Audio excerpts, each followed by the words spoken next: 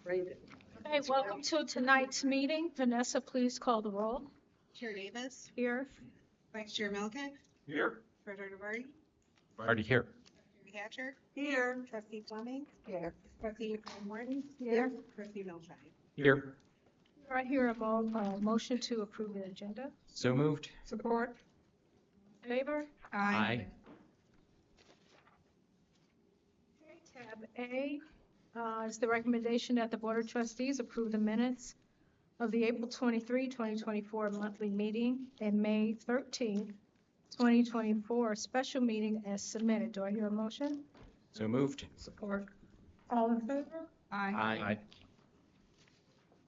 WCC Education Association, Ms. Lee, are you here?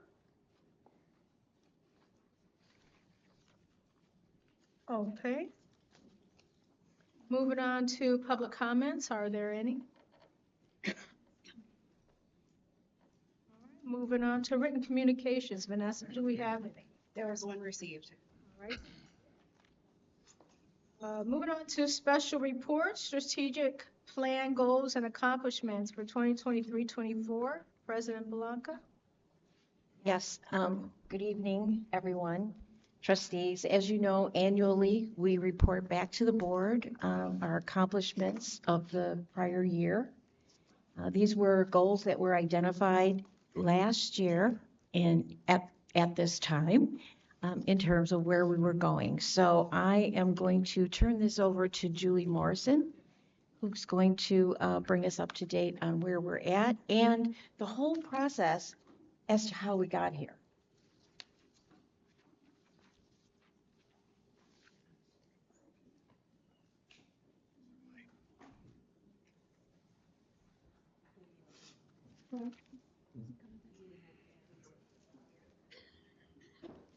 Waiting for tech support. I'll be advancing.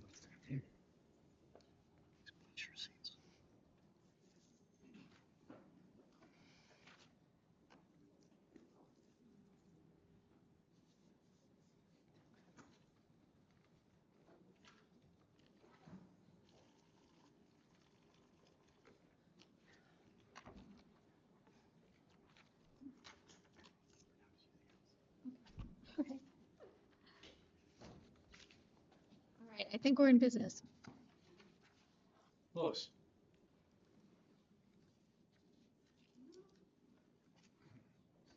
Okay, can you hear me? Still not.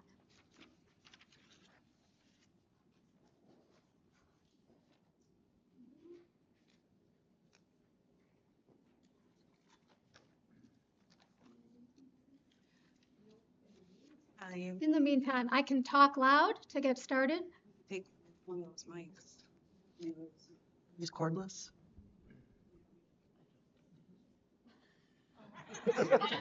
Okay, all right.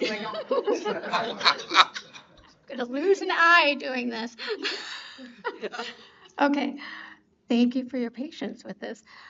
Tonight, we will be talking, as President Blanca said, about our annual goal updates. We come before you every year in May to, thank you. Sorry. The mic did. It was a thing there. Okay.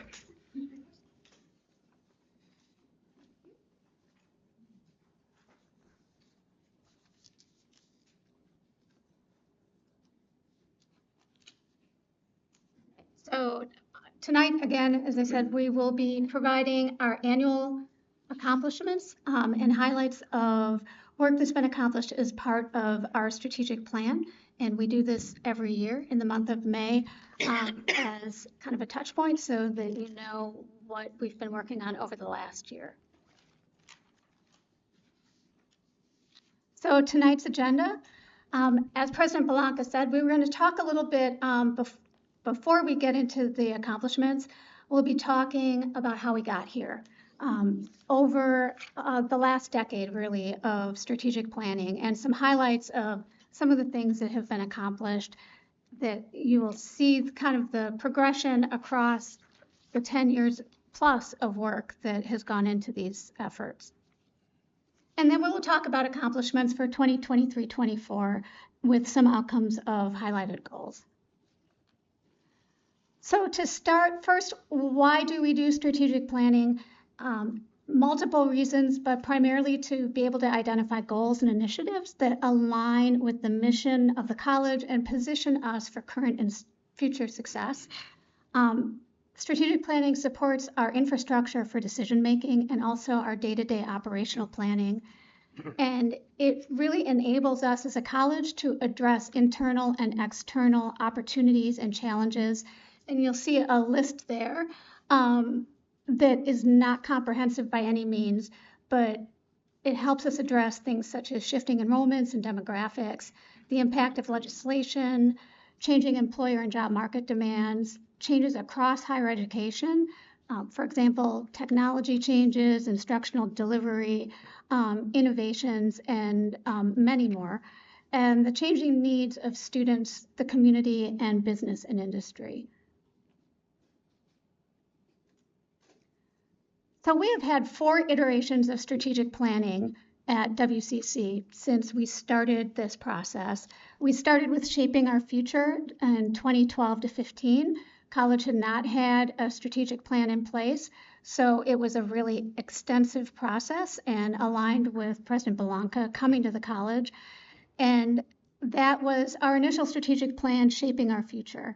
It was a 3-year plan, and after achievement of those goals, after the first 3 years, we embarked on a second iteration called Shaping Our Future Together in 2016, 2019, and then did that once again in 2020, 2023 with Shaping Our Future Success. And we reported on that planning cycle last year, and those action steps and goals have either been now accomplished or institutionalized and operationalized at the college. 2023-26 is Shaping Our Collective Future, and we came before you a year ago to present the goals of that iteration of the plan, and that is what we'll be reporting on in a little while. All of these are aligned with our 8 strategic priorities that really provides the framework for all the planning that we do and our decision making: professional development and organizational health, student success and satisfaction, innovation, agility and responsiveness, visibility and branding, workforce development, partnerships, funding and resources, and community engagement and development. And now we're going to do something a little different this year. As you can see, we have all of our strategic planning boards up around the room. And we started this with the very first version of our strategic plan, Shaping Our Future, and brought in Julie Stewart, who you might remember from last year, who is a graphic facilitator. And when we presented the goals of this initial strategic plan, we presented them to the board, and she captured what we were talking about on a board. And we have done that with every cycle of the plan since. And what is remarkable about it is that these were not done when we were completing the plan. They were done early in the process as we were starting the plan. So for us, it's been a roadmap. We keep these visible, on campus. And it's been a roadmap so that we can see these are the priorities we set and this is where we want to go. But what is remarkable is if you look at them now, it appears as if this could have been presented when the plan was done and completed because of the level of completion of some of the initiatives that you'll see on these boards. So we're going to go through these boards this evening and do some highlights really of what's been accomplished over 10 years of planning. So I'm going to walk around.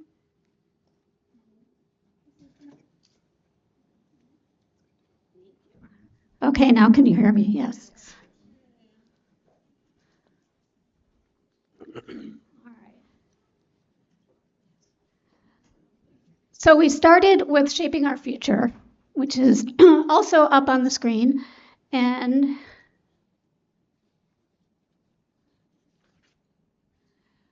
so key to understanding how this all evolved, I hope this works so you can see it, was Shaping Our Future was how the plan was devised. And you see here lots of people giving input. And that is really was the core of how we were able to develop this as a first strategic plan for the college. And you can see we had a team of 24 faculty, staff, and trustees. We had 125 local leaders, 160 faculty and staff, and then we also surveyed over 1,200 employees as we were getting input into this plan. And that kind of set the tone for how we would be working going forward. So some of the goals that we had and that we accomplished, the first is consolidating professional development. You'll see there's an umbrella there. Prior to this plan, professional development at WCC was very siloed and done by various offices around the college. And this was something that our team felt really passionate about, bringing professional development together so that there was consistency and that everybody could benefit. And that isn't what happened. At this point, we had a group that started planning for that, and we began working collaboratively for professional development. Student success. So every one of these plans really has a big focus on student success, obviously. And just highlighting one, student services, we put together like one-stop services as part of this plan. We moved towards more proactive advising, including group advising. We started working more with early alerts for students, which continue to grow, as you'll hear about a little bit tonight with Target X and other things that we've been doing to make sure students are caught early if they need help. Center for Excellence and Innovation. Oh, I'm trying to find it. So our Center for Excellence and Innovation, this was something we didn't know what it would look like exactly, but we found champions in particular in the nursing department who were looking to innovate their curriculum, update their curriculum, and they applied to be a center for excellence in nursing education from the National League of Nursing. And since then, as you are probably aware, they have renewed that just within the last year.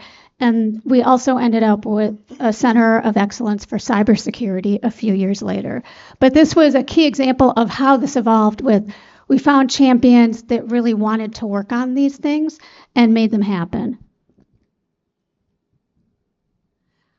The same is true of the Entrepreneurship Center. This came directly out of this plan. Again, it was someone who was passionate about this, who kind of took the reins, faculty member. And as you know, our Entrepreneurship Center today is one of the most active entrepreneurship centers around and serves the county, the campus, businesses, and makes a really big difference.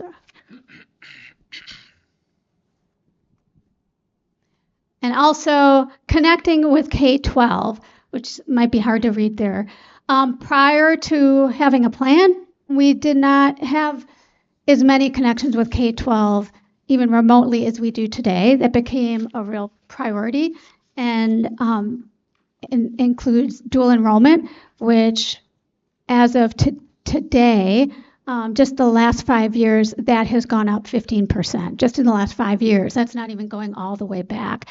Also, that includes WTMC, which we added a 9th grade to around that time. So you can see that this is all kind of, there was one more. Oh, our partnership with Ypsilanti Community Schools, which was an actual signed partnership that is still thriving today.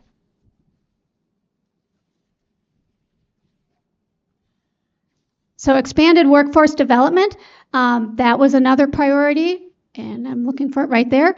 And this included starting to expand internships, but it also we also worked with business and industry and started thinking about special initiatives that could be grant funded. And for example, we had the Department of Labor grant, which was the Ignite grant, and we started talking about the ATC. There's one more down there. And funding.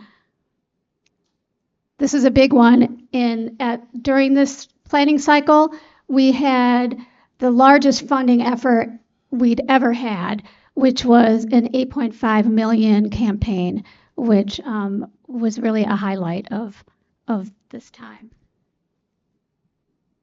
And now we'll move on.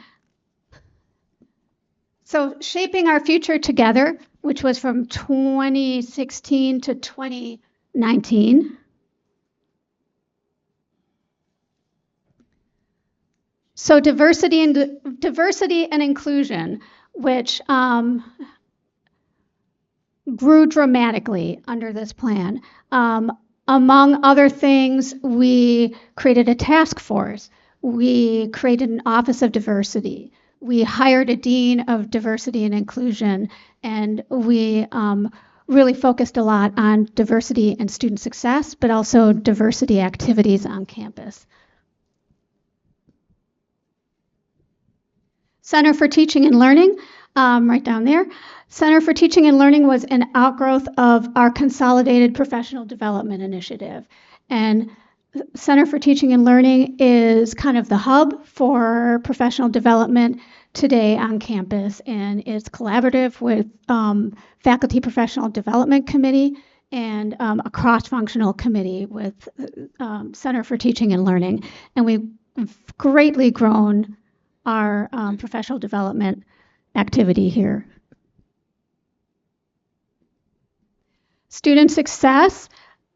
Again, student success, success in services, but another big one, OERs. At this time, we started, and that was an initiative that was heavily supported by the Board of Trustees. We initiated the creation of open educational resources to mitigate textbook costs for students. And this started in about 2017. Since then, we've saved students over $10 million. And in fact, just this last year had something like 14,000 students benefiting from OERs. And that continues to grow. Another one, we have an advising syllabus. That was something that was put together at that time to help guide more intentional advising. And finally, and this is going to be a theme, we have online programs and courses. And this is the beginning of a long road of seeking continual improvement in online learning. Also, you'll see curriculum and assessment. At this time, we were really committed to improving our curriculum and assessment processes, particularly assessment of student learning.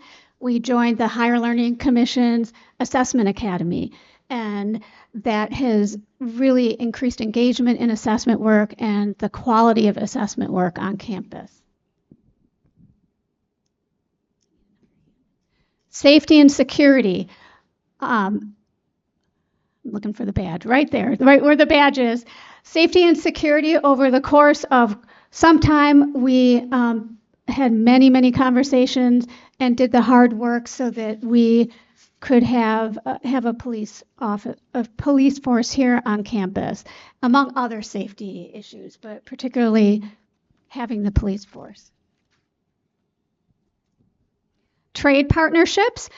We've had trade partnerships already when we started this, but we added to them. We added to the numbers. We also added union groups like the cement masons and the roofing union, and those numbers continue to grow. We continue to expand workforce development, and we'd already started working on the ACT, so that was something that grew exponentially, working on ACT and mobility-related instruction. Website redesign. To be more transparent with our internal and external communities, we did a major redesign of the website. Seamless transfer. To enable students to transfer seamlessly from WCC to four-year institutions across the state, we became part of MTA so that our general education requirements aligned with that so that students can now transfer much more easily to schools across the state. Sustainability, which is also part of all of these. This was when we started talking about limiting our carbon footprint and put a number of things in place. We had a hoop house and community gardens. We became a bee campus. We became a bike-friendly campus. All of these things were added as priorities as part of sustainability measures. Campus master plan, we'll actually be talking about that a little more tonight. We did our campus master plan that went through 2019 to look at all of our space on campus and how we were using it and how we might use it in the future. And then community communication. We increased our communication with all of our constituents in the community, and one example of that is On the Record, which goes to hundreds of thousands across the community to inform them about what we're doing. And community engagement. In particular, we have Parkridge up here, and we'd been involved with Parkridge for a long time, but we kind of formalized it more and increased our services there. And I just jumped ahead, sorry. Okay. What that makes is if you switched sides, you won't have to turn so much. That's true. They'll just have to walk backwards. But it gives you an easier. That's true. That's true. Thank you. Okay, moving on to our this is a waypoint here. You saw this just last month.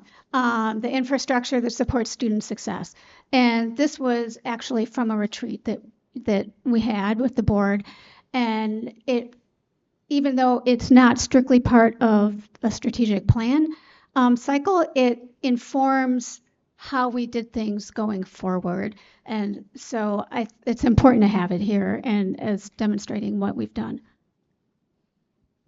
And you heard CIO Turner talk about that quite a bit last month. Okay, so Shaping Our Future Success 2020-2023, which we introduced right before COVID hit. And among the goals that we accomplished, holistic health and wellness for employees. I mean, we talked a lot about holistic health and wellness for our students, but this was specifically providing support for employees through programming and through work with our insurance company and other ways. A focus on retention and completion. That was not new, working on retention and completion, but we set very distinct goals. We had a 20 by 20 goal and then a 21 by 21 goal, and we continued to kind of increase what we expected of our students for completion based on kind of our first time in college student, and then scale that to other populations. Addressing the needs of adult learners. That's also right there. You know, we have a vast number of adult learners, and some of the things we have put in place are accelerated programming, flexible programming, and more support groups. I mean, for example, we just had an adult learner day within this past year. Wraparound student support, and that includes mental health services and wellness services. And we were in process of that before COVID hit, which helped us quite a bit coming out of COVID. We already had lots in place. And esports, which was something that came out of the very beginning of this planning cycle and was really designed to provide new kinds of engagement opportunities for students. And that has also really taken off. As you know, we now have the arena. We have multiple competitive teams. And then this is a big one, creating online campus experience. And as I said, we see this as a continuum across all of these boards, but this was possibly, if there had to be a prioritized goal that with this plan, it is that. And you can see that that really helped us as we went through COVID and as we continue to improve our online learning. And then WCC as a STEAM destination. We have all of the good work with STEM Scholars and STEAM Week, and we also consciously worked at promoting that. So that was in partnership with marketing so that we could have prospective students, high school and middle school students, and adults taking advantage of that.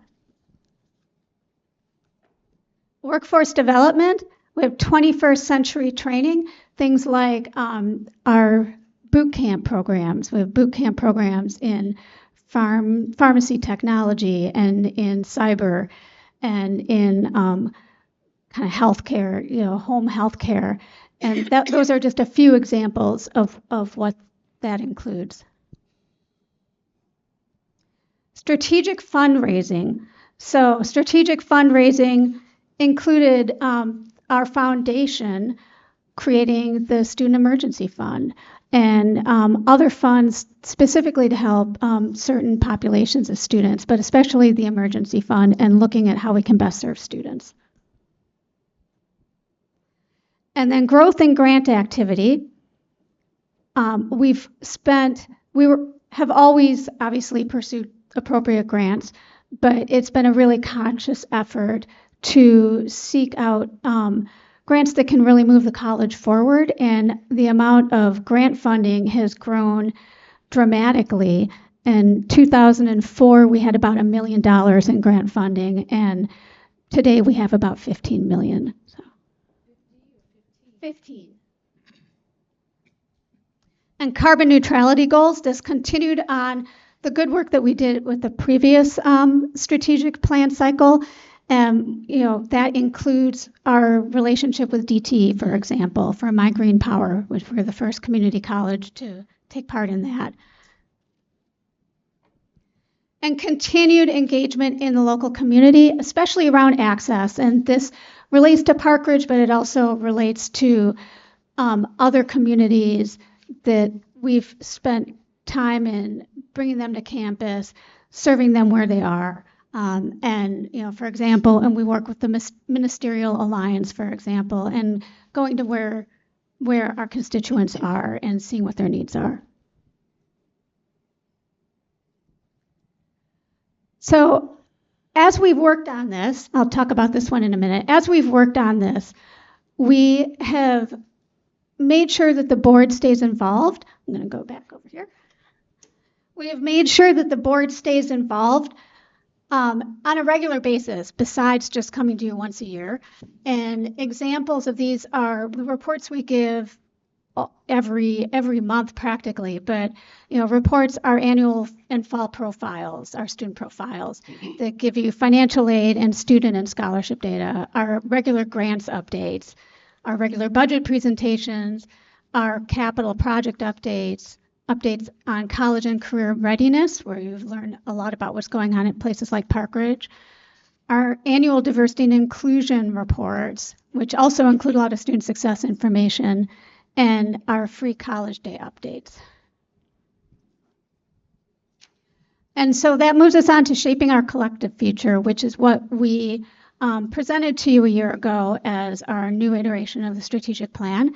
And it really has 4 big goals, which is a little different from all the goals that we've just talked about. But we will be talking about the 4 big goals today. The first is creating a best-in-class online learning experience. And then we'll talk about implemented targeted student success initiatives. And we'll talk about creating a data analytics structure to support decision-making. And then lastly, an update on a new comprehensive campus plan that will meet changing needs of students and campus. And all of this, of course, is built upon our mission, values, and vision. So we will start with Heidi Schuler, who is going to remotely come and talk to us about our best-in-class online learning.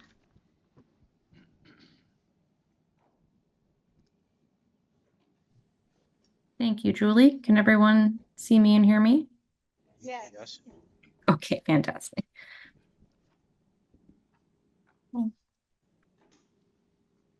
Up this. Oh,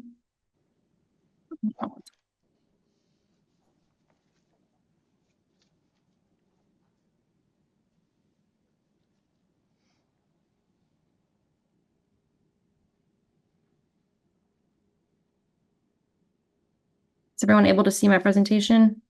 Yes. Yes. Some. Thank you. Yeah, it's coming up weird on my end.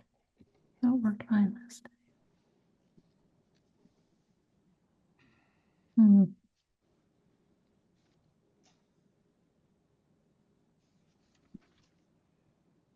There we go. Okay. Well, thank you all for letting me join you remotely. I am here to talk about the online learning strategic updates. So part of what I'll walk you through is a reminder of what we talked about a year ago when I presented some of the strategic initiatives that we were going to work through in the past year. Then I'll focus in on what was done in the last academic year and then what we're going to do moving forward to continue to push this plan in the direction that we want it to go. So as a reminder, there were 4 main strategic priorities that we were taking on for this 3-year plan. The first and one of the most important ones was the adoption of a new learning management system. The goal was to move away from Blackboard Learn into a system that would not only meet the current needs, but also allow us to scale and create more learning opportunities for the students. In conjunction with some of the other strategic priorities at the college, we're also working on the data piece. And so a lot of this is identifying areas where we can collect data, develop new metrics, and then drive continuous improvement. We're also using the information that we obtain to allow us to scale our online courses and then move into new markets or create new programs that are going to be able to fill a gap for the students in the area as well as the surrounding areas. There's been a significant focus historically on the quality of online courses, but this past year we focused on enhancing that area. So we really pushed forward some of the quality pieces to make sure that it was more consistent for the students, that we focused on equity and access. So really taking into consideration how the learning environment operates for all of the students, despite where they're coming from or some of the barriers that they might face. We improved accessibility. And then we also worked on compliance. So making sure that they were aligning with federal and state regulations. And the last thing that we're working through is creating a seamless online learning experience. The goal here is to take into consideration a fully online learner. So even though we have students who come to campus and then also take online courses, there are a significant growth in students who just take online courses. These students reside all over the country, so they may never come to campus, and we even have some that are international.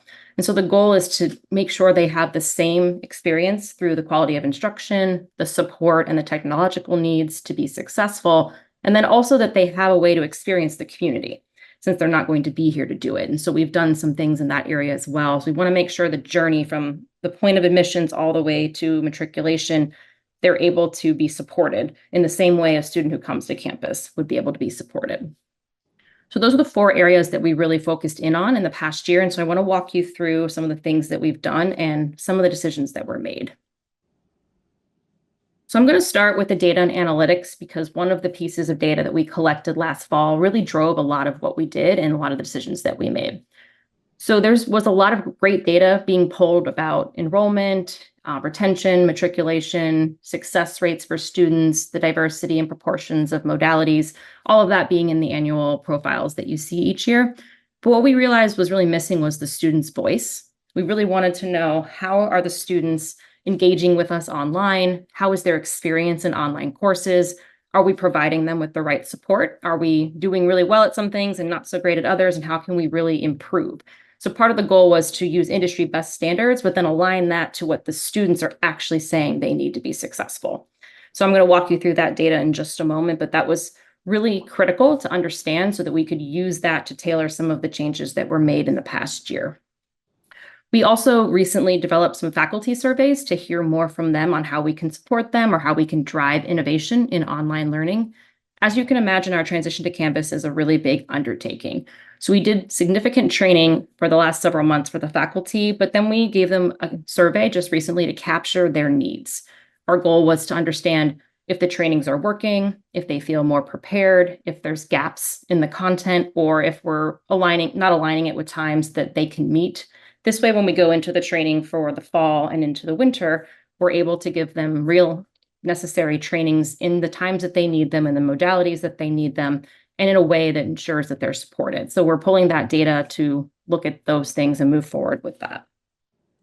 And then one of the areas we're hoping to focus on moving forward is academic technologies that are going to help support online learning. And so there are significant technologies that we use in the Center for Interactive Teaching and Learning. We use the learning management system, but faculty were also using tools that weren't necessarily supported through the center or were necessarily aware for what we were looking at. So we sent a survey out to find out what they're already doing. What technologies are they using? What gap is that technology filling that they weren't finding in what we already offered? So that we can do a few things. We can help support them moving forward with the tools and the competencies of the tools. We can help scale them if they're being used in a way that really would benefit all of the people who are teaching online or all of our students. And then we also ask them for a wish list. So giving us information on what they still feel they can't do. What barriers are they facing when they teach, or what are they unable to engage with the students that would really help elevate and make their instruction better, so that we can use that information to help guide the decisions that we make when we choose to do enhancements to the online courses. So all of that data is really going to help set us up and move us forward, and we can use that in conjunction with data that's already being pulled by the college. But in order to give you some insights, I really want to focus in on the student online survey, because we got a lot of really great data from our students on what was going well and what we can do. And we used almost all of it, and we're working towards the rest of it the next year. So just to give you some insight of what it looked like, here's a screenshot. So you can see the types of questions that we asked the students. We were really focusing in on, is the technology helping them be successful? Did they feel like they could navigate right now, currently Blackboard? Were the courses well organized? Did they experience technology issues? If they did they know where to go? Did they get the support that they needed? We also asked them about the quality, and our goal here is really to understand their experience in Blackboard and how they navigate the courses. And so we wanted to know if they felt like they learned as much in an online course as they might in a physical classroom, how engaging the courses were, if the instructions were clear. And our goal in that question was really to understand if they knew what to do in the system to complete the tasks the faculty were asking. And then we also looked at other things that have to do with online resources. So we focused on two areas. One was, did they know about the resources that we offer them as a virtual student? And if they did they use them? And did they have any concerns or problems with them? This way we could make sure that that student journey, that we're targeting things that maybe are missing the mark. And as you can see on the right hand, everything was over a 5 out of a 7, which means we're doing really well. So I was really happy with the results from this survey to see that we're already doing a really great job. The students feel like they're supported. They feel like the courses are built well, that they have access to the right resources.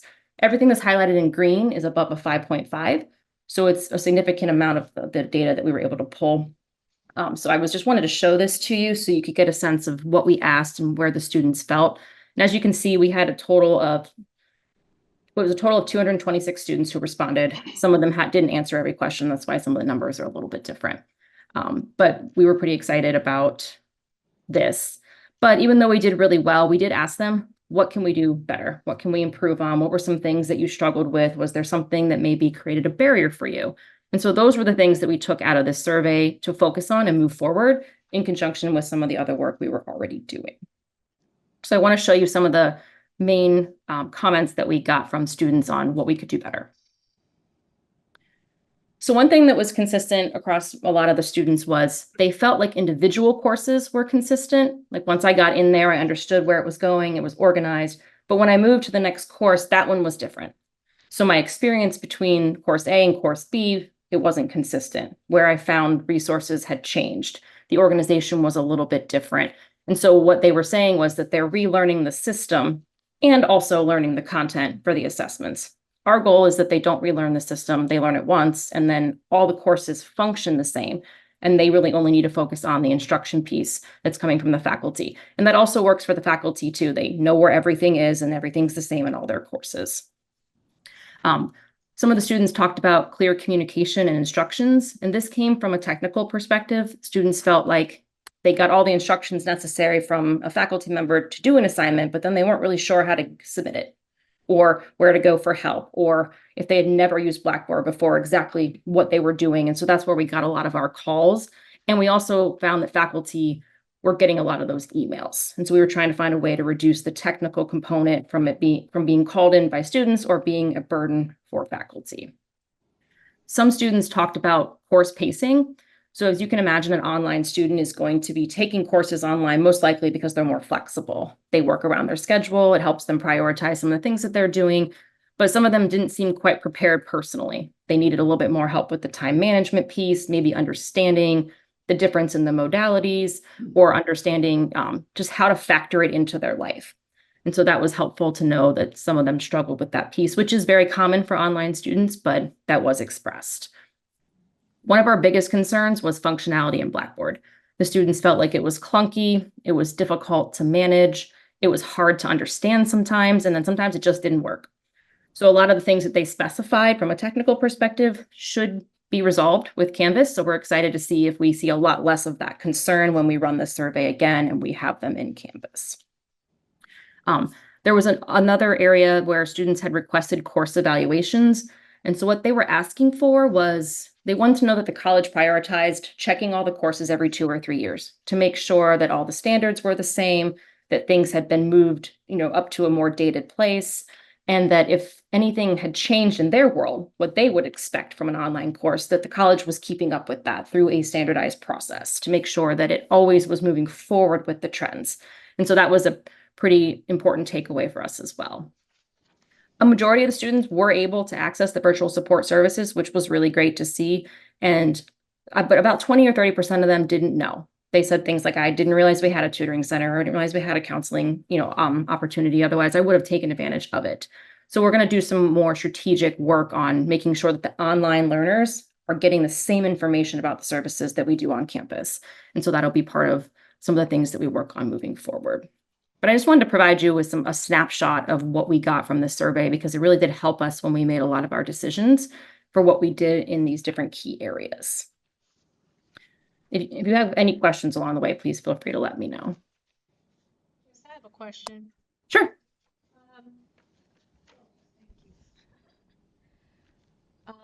You mentioned about the concerns some of the students expressed with the functionality of Blackboard. Had we experienced any decline in online student attendance because of the lack of functioning of the Blackboard? And then perhaps, they were able to switch to in-person, or just we lost them altogether? I think that it would be a little difficult without talking to the student directly to find out if they left altogether. I do know a few instances where they did transfer to an in-person class to avoid the barriers. So Okay, well, that's as why. long as that's good, because I would hate to have someone lost Yeah. just because of that without exercising that option to move to in-person. Yes, Thank you. absolutely. I have- Sure. So I'm looking at each of these things as responses from the student survey. Do we have action items to address each of these points? We do. And so they're going to either have been addressed, and I will walk you through where that is in the presentation, or the things we're doing moving forward, we'll address them. Thank you. Sure. Trustee Hatcher? You said you got responses from 226 some students. How many surveys did you send out? I mean, what percentage responded? I can get the response rate for you, but we sent it to every student who was taking an online section last fall. So whether they were a fully online student or not, if they were enrolled in an online course last fall, they got the email and were request to participate in the survey. So Linda Blakey knows how many online students we had last fall. Yeah. Yes? Yes. How many? About, maybe, around? I'm going to say 8,500 about. So of 8,500 students, we're basing our action plan on 226.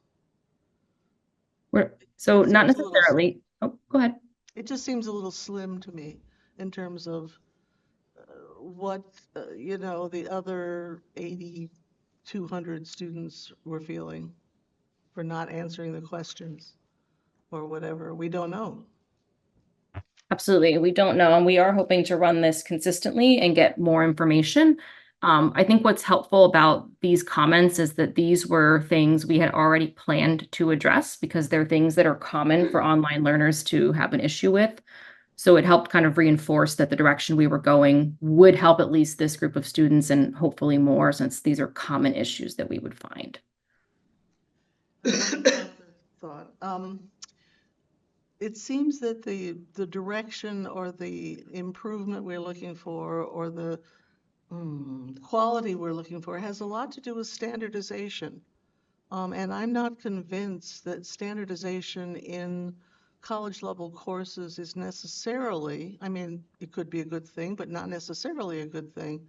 And diversity of instruction and approach needs to be respected as well. Sometimes students don't understand that. They think that every English class is exactly the same or every math class is exactly the same, and that should not be true. So their complaint about that is something we need to think about, but also I worry about over-standardization. So. Yes, President Blanca. Heidi, I'd like to answer that. Yeah, or sure. comment. I agree with you as a teacher. What we're talking about here is not standardizing instruction. We're not talking about telling teachers how to teach. It's no different than saying, this is your classroom, here's the room, everybody walks in that door, here's your stuff, here's your equipment that you need to teach with. It's the shell. It's the shell of the course that's being standardized, not the instruction. So I agree with you as a teacher. From the student's perspective, it's very difficult for the student to take a class and then take another online class right after and see that it's like a whole different setup, another shell. But you're right about the importance of instruction being quality and being individual and being varied. But it's the shell that we're trying to make, standard across the board, as they do in online platforms. I don't know if it's in or on, okay? But as they do on online platforms, it's the shell. It seems like a slippery slope is all I'm saying. When you talk about, and I'm sure that's, right now it is the shell and we're talking about that, but the lack of consistency and organization across courses, what does that mean? Is that the shell or is that the instruction? No. And I just would like to keep that clear. I agree with you, and I assure you, as long as I'm here, it will definitely be the shell. Because I think teaching should be, we have academic freedom, and that's very important. But I agree, I wouldn't want somebody to tell me how to teach. So, but I understand your concern, and I think it's a good one. Trustee Milshmeyer? So I'll get to my question in a second. I do agree that the shell is the important part. I really do think that a student should be able to walk into a classroom, an online classroom, and know that they're going to get a syllabus. They know where the button is for the syllabus, that they're going to see, they're going to get dates of when things are happening in the class or dates of exams and things of that nature. So I do believe the shell is the most important part. We want to have consistency as much as we can. I know that we probably can't. Not every class is going to have the same exact items, but having somebody log in and they go from a math class to a poli-sci class, that at least the look is the same and they know where to find all the things that they're expecting to find.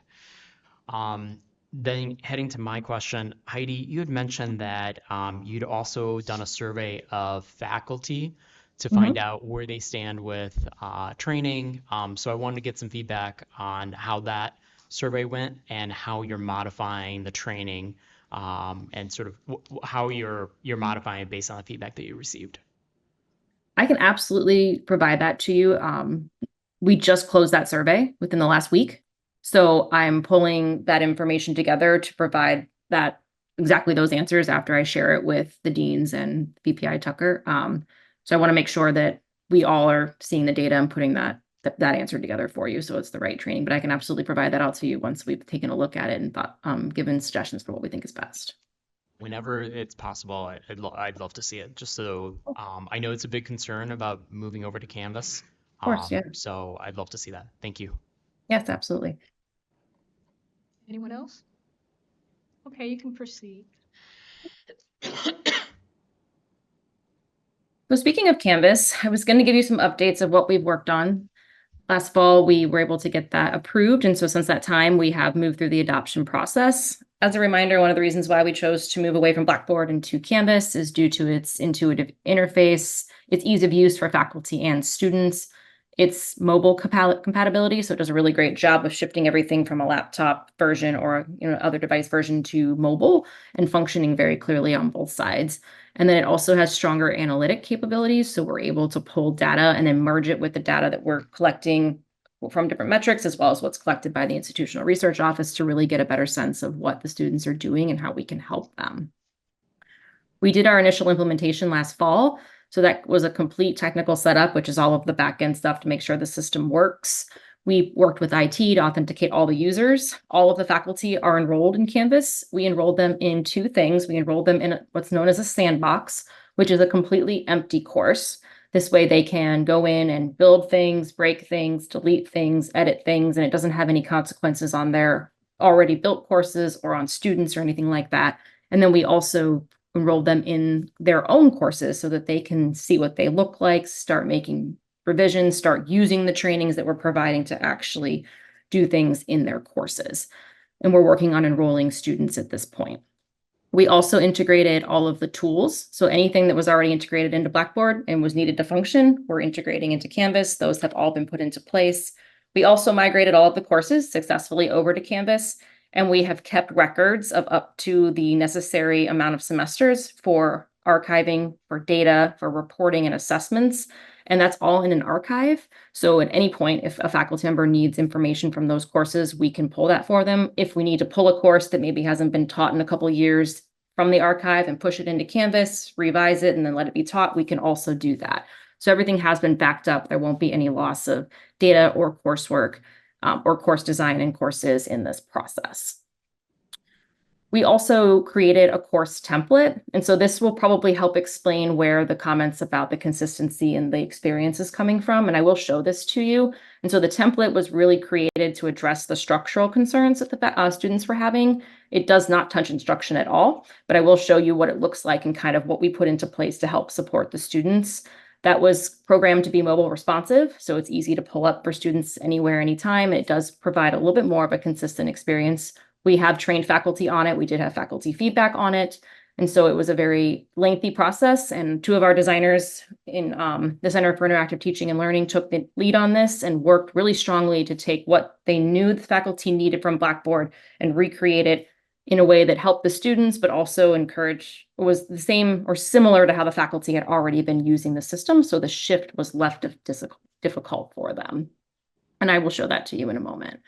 We're right now in the process of our reformatting project. So we have about 250 DLMM courses that we create that are taught. And so what we've done is, in partnership with the deans, we've gotten the leads and faculty who are in charge of these courses, and they are being paired with designers from our Center of Interactive Teaching and Learning. And the goal there is that they help work collectively. So the designer was redesigning the course piece of it, the things that they would normally build so that it looks the same and operates the same as Blackboard. And then the faculty are putting in all of their additional instruction if they need to. If they want to recreate assessments, they can do that. Anything else that they would normally do when they build a course. And they're partnered with a designer. So if they need help and support during that process, they can reach back out to that designer who can help teach them how to add the things that they would normally do when they're revising these courses. So they get that one-on-one attention for each one of these courses.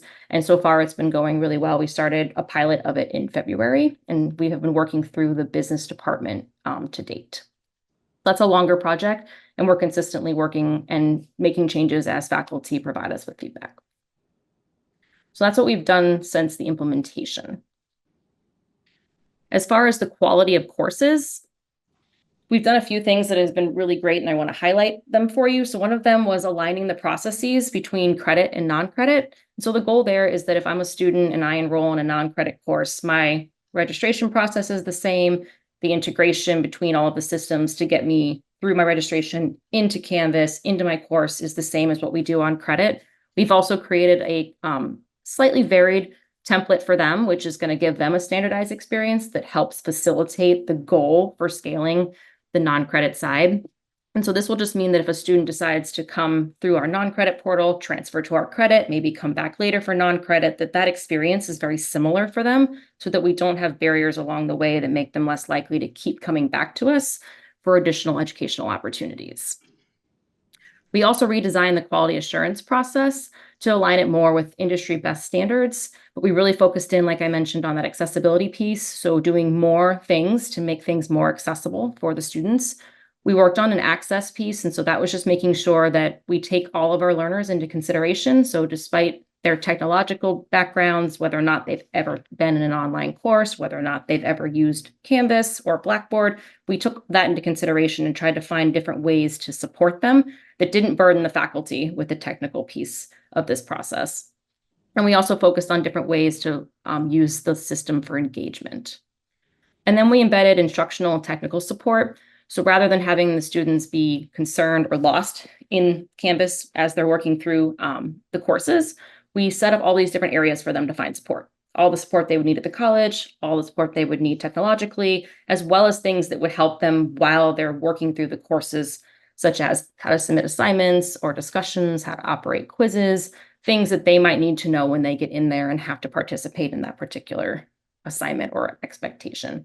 So we're hoping that that will help students, especially when we look at the different things that students call in for from an IT perspective. We're able to use that data as well to look at what we consistently see and then come up with solutions for that as well. And then from a seamless support side, we've done a few things that we're excited about. So one of them is created a student orientation. So this will be in conjunction with the orientation that a student would get when they are admitted to WCC. It's specifically for students who've never taken an online course before.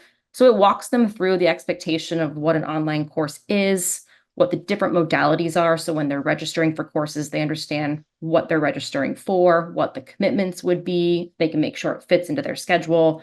We've also given them an introduction to Canvas and then a way to interact with all of the different resources. This way they're set up and ready when they walk into that class, as opposed to not sure what to do and then trying to find it when they have concerns and questions. We've also streamlined the application to allow enrollment of just online courses, so we can differentiate the online only programs that we offer, as well as the ones that could be hybrid or completely on campus. We pulled all of the information from online learning that we could find into one page, as opposed to 9 or 10 pages across the website. This way, it was really easy for students to come in, see what we offer, see what's available, and then move right into an application or registration process without having to feel like they're missing pieces of what they need to know. And another thing that was important, I had talked to a significant amount of faculty who had told me that they feel like students aren't always sure what they registered for. And so even though we put it in the orientation and that's going to be piloted in the fall, what we also did was send them follow-up emails. So if they register for an online course, they would get an email that would say that they registered for that course. It would let them know if there was a synchronous component, or in other words, if they had to be present in a virtual setting like this at any given point in time, or if it was fully asynchronous, meaning there's no time restraint or time expectation. And then it also gave them the link to currently Blackboard, but will be Canvas, so that they could log in, make sure that they can get access, and they can make sure that they have all that information before their first day. Because it seemed to be getting a lot of feedback that students just really weren't sure they even enrolled in an online course until the first day. So we really wanted to try to help give them as much information as possible to avoid that problem. And then we also customized Canvas for easy access. So I'll show you our help button. It actually provides a way for students to access the resources that they would need by logging into Canvas. And since they can do that on their mobile device, they could do that easily and then have the list of information that they would need at their fingertips. So we're excited about that as well. I'm going to stop sharing and pull up Canvas because I think it might help for you to see some of the things I'm talking about as opposed to hear about them. So one moment.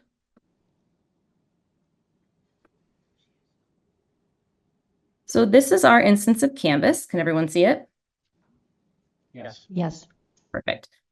So if you come in as a student or a faculty member, the courses that you're actively engaged in will show up here in your published courses. So if I'm a student, these would be the ones I'd be taking per term, and I can differentiate the colors or the images, whatever I want to do to, show for me the difference between the courses. And so each card is a course, and this is where they come when they first log in. And so I want to show you a few things. One of them is a course that we just transitioned from Blackboard to Canvas, just so you can see some of the things that we did to make it more consistent. And so you'll notice that when I made that change, this bar over here turned green, and we have our branded logo. This means it's always a Washtenaw instance. And so this way they know that they're in a Washtenaw account in case they're taking courses elsewhere, which sometimes can be the case. So I'm going to put us into student view, so you'll see what the student sees. And so all courses will come with these icons on the left to start. This way it provides, as the trustees were mentioning, that same place for announcements, syllabus, modules, which is what's going to be the content, their grades, their access to other people in the class, the chat feature. And so this is the bare minimum structure that we want so that students have access to the bare minimum that they need. Now, depending on the faculty member, the content, what's being taught, there is several things that we can add to here to make it easier for the faculty member to give students additional information. But we want the most core pieces to always be in the same place for the students. And when the students are here, they will see their announcements right off the bat. So they'll know if something's been posted here in the green. If this was an active course with students enrolled in it, this to-do list would populate. It would tell me what I need to do, when I need to do it, and what's coming next. So I can always keep track of my work in the courses. And so our designers put together this front page. This is what we call a template. And so it gives information for the students on the course they're in. We work with marketing to create this branding. This can be changed out, so if they want it to be department specific. We have a link for orientation, which is going to be an orientation to how to use Canvas for this course, but also for the faculty to create the orientation to the course itself, the assignments, the syllabus, things like that. They also can click on here if they want for the syllabus, which is easier on mobile. There's a question and answer discussion board for them, which is a place that's always open the entire time they're in the course to ask questions. And then other students can answer those questions. The faculty member can answer those questions. And then so we'll see that this will be the same in every course. But then when we come down here, this is where it's different. So the faculty member has already come in and redone this course. She's put her own image in there. This is the information that she has. Now, since this is a master course, meaning that this could be taught by multiple different people, but it's only created by the one faculty member, we have instructor notes throughout the entire course to let that instructor who might get the course know, hey, this is a great place to add your video. So they know you're the instructor. Here's helpful links for you in case you're not familiar with what to do or how to add that video. So we have these sprinkled throughout the course to help support the faculty as well. And then we have the instructor information.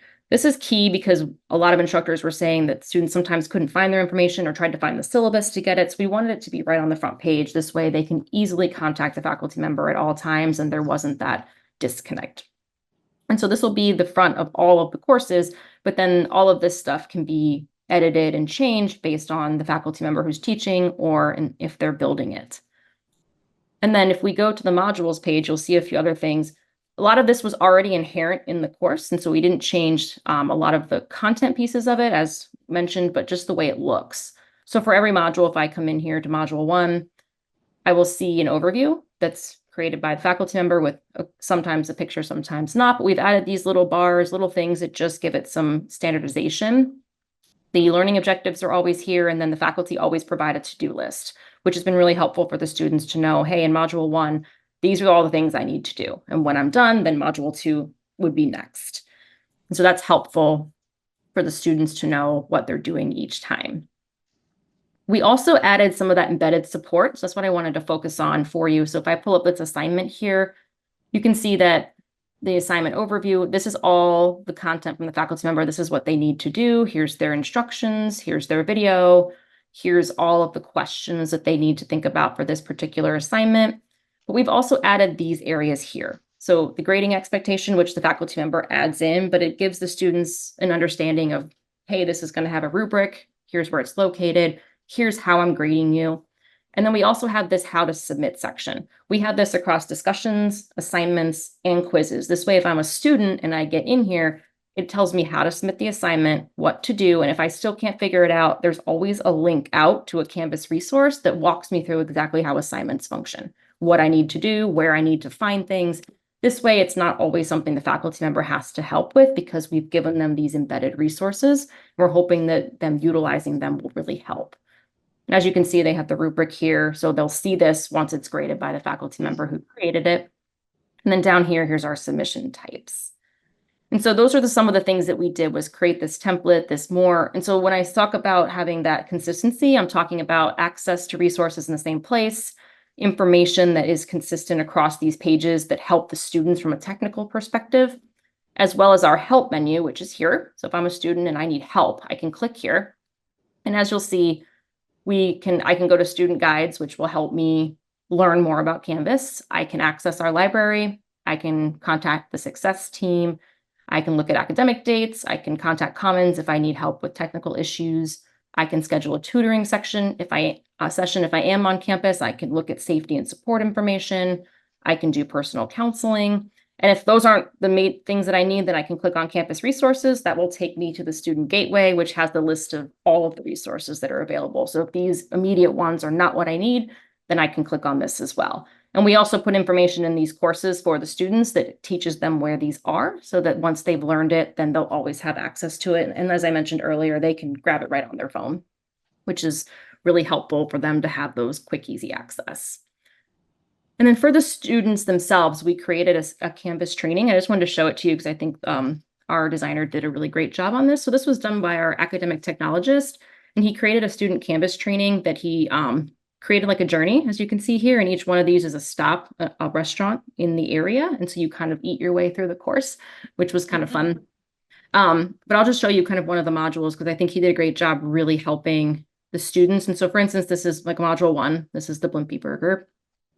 When I come in here, I have 2 options. So not only did he give an overview, but when I get into the core of the content, here's basics. Here's how I access my course. And he created screenshots, had a lot of information showing them exactly where to go, what they're looking for. And he did this for every single thing you could possibly need. And so the reason why it's so extensive is all students will have access to it. So if I'm a student and I know how to access my course, but I don't really know how to find something else, I can log into this at any time, click on that module and be like, that's right, I remember how to do that now. So it's an ongoing resource for them. And so they can either learn it this way, which I thought was great because it's got lots of good, and this is actually mobile. So if you're interested in seeing it mobile, this is what it looks like. So you'll see you have the dashboard, the calendar, the to-do list, the courses and groups will come up here. And so that's a mobile version of it. And then he also created walkthrough tutorials where he goes into Canvas and specifically walks a student exactly through what it would look like, where to go, and explains it to them. So they have 2 different ways to learn at any time. And then, as I mentioned at the end, they get their global navigation certification for the Blimpie Burger. It shows up here, and they can make their way all the way through the end. So it's really a kind of a fun, engaging experience, but it can be used for an entire training, partial training, a refresher at any time. So we're excited that this is available for the students in case they're not familiar with Canvas as we move into that transition. So I just wanted to show that to you. I'm going to stop sharing and pull up my presentation. But I thought it might be helpful to see things as opposed to just hear things. Heidi, one moment, Trustee Hatcher. Yes. Yes. I have 2 questions. One Sure. is the things on the left-hand side of what we were looking at Yes. included the word modules. So does that mean as a teacher I'm required to have modules? I'm required to have a syllabus. I'm required to have modules in my class?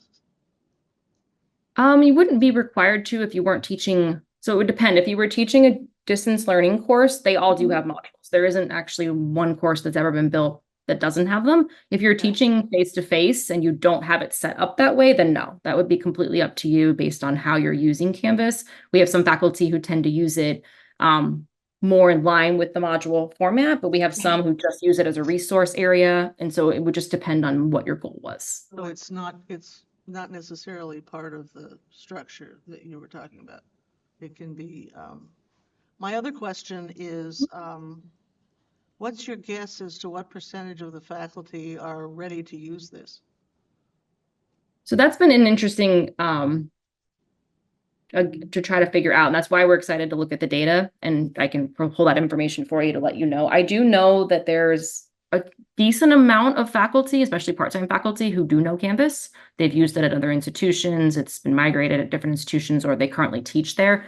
But we also did ask them a specific question in that training to characterize themselves. Do they feel like they are an expert in Canvas? Do they feel like, I've used it before, but it's been a minute, so let me get some more trainings, or I'm brand new and I've never seen this before in my life. So depending on how that data comes back, we're hoping that we can, if we find that a lot of them are brand new and need the basics, then we will prepare for that. But So I'm hoping that'll help us. that some people have been training since February, so that there's a percentage of faculty as a result of that training who are ready, even though they'd never seen it before. So I'd be curious as to the progress. And I guess that'll come out in your evaluation of the faculty responses. It should definitely tell us where we're at now, and then give us insights as to where we can go moving forward. We have provided over 30 Canvas, or I'm sorry, a total of 34 Canvas trainings between January and the end of April for the faculty specifically. So a lot of them have taken advantage of that, and that's been helpful. And we do have, I know that Teresa Hunt can pull information about numbers and satisfaction rates for those trainings, but I know that those have been helpful for a lot of people, and a lot of people who have worked with our designers who are reformatting courses feel substantially better when they see it and they understand how much help they're going to get. That's eased a lot of angst that we knew was there. I would just hope that most teachers, faculty are ready for this in the fall. We're So not in the starting fall, it- right, go ahead, sorry. No, you can answer that. I think we're going to say the same thing, that it's Correct. only a few courses that we're offering in the fall. So the fall is not a transition semester. Correct. Completely. When Well, how would you explain the fall correctly? It's a I don't pilot. wanna use the wrong verbiage. when is everything on Canvas? It'll be in the winter of 25. So I just hope by the winter of 25, it's a smooth, all Yeah, we the do. faculty, all the part-timers are ready to teach. And we need to know where we are now in order to plan for that. Absolutely. That's exactly why we created that survey, because I figured that was pertinent information. I completely agree with you. I've got a follow-up. Trustee DeVarty?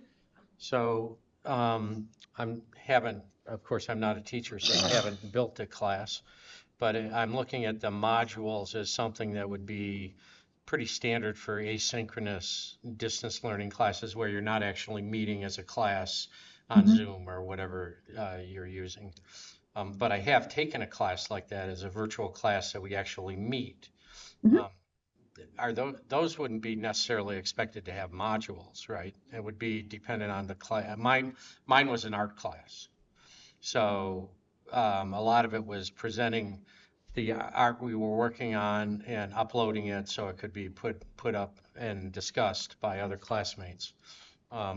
That's not really a modular approach, but it's unique to that particular class and the instructor. Is that accurate to say that?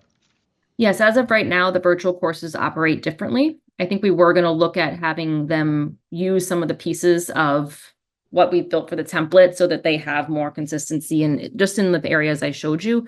From a modules perspective, so in Blackboard, we have learning modules. Canvas just has modules, but that's the way the systems, they're all set up as modules. So it's not necessarily that's not something that's part of the template that we've created or the consistency of standards. That's like native to Canvas, and learning modules is native to Blackboard. I mean, They can be used differently, but those terms are the system's terms. it would have actually been useful for me at the outset to have had something that kind of coached me through uploading my artwork. So that everybody in the class could see it. So I had to go back and forth with a faculty member to learn how to do that. I'm guessing some of the other students had to do that as well. So that could be some sort of a module thing that would be helpful in one of those virtual settings. Absolutely. Thank you very much. Yes, thank you. Trustee McKnight Morton?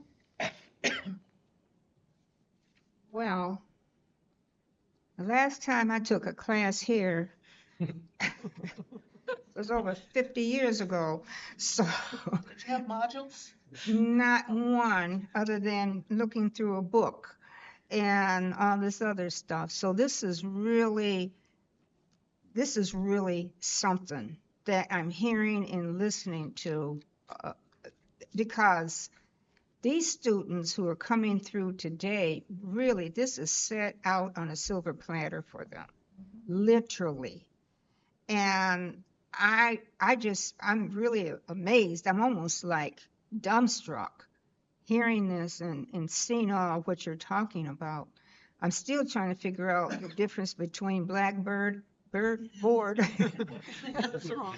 and Canvas, and I still don't recognize that. But what I wanted to say is this: this, I hope, in my tenure here, what's left of it, that the faculty really embrace this, because I think the students will do it because they know this is what they need to do.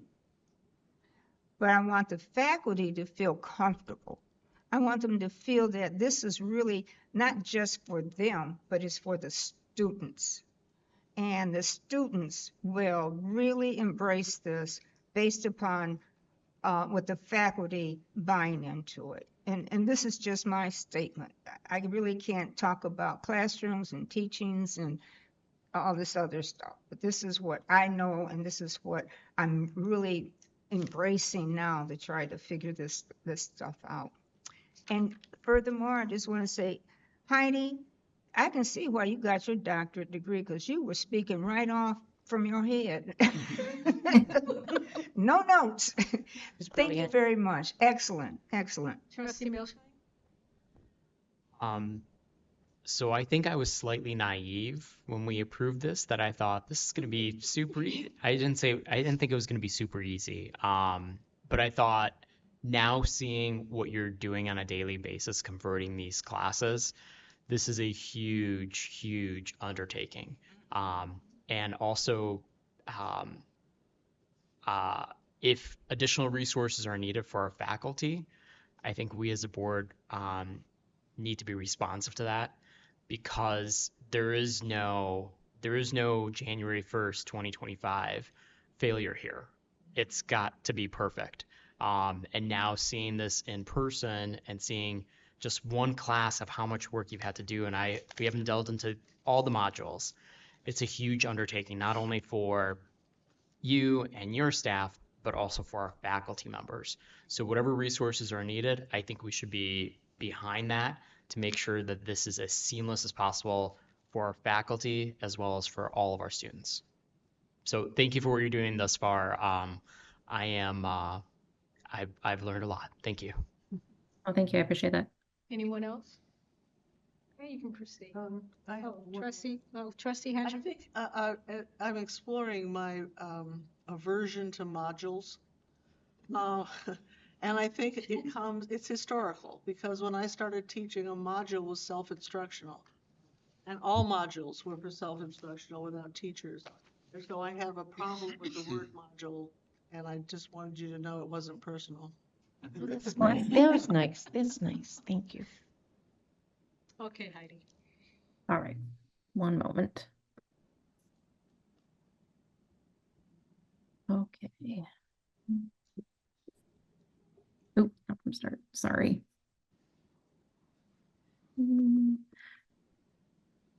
Okay. So then as far as Canvas moving forward, so one of our main areas is training. As you mentioned, and we appreciate any additional resources that we might need being supported by the board.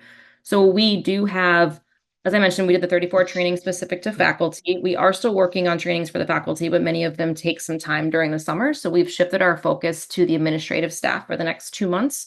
So we will be training the learning support services who help with disabilities and accommodations, our welcome center, registration, financial aid, recruitment, testing, a variety of other offices who do get questions from students. Students do call in, do come in and ask them for those kinds of things. And so we want to make sure that them, as well as the success coaches, are supported so that they get the training that they would need to perform the same tasks that they're currently doing for students in Blackboard, but in Canvas. So we'll be providing in-person trainings for them, as well as follow-up trainings. And we're also doing trainings for the instructional support staff, our OPTs, who help support the faculty so that they can help in some of those different types of endeavors as well.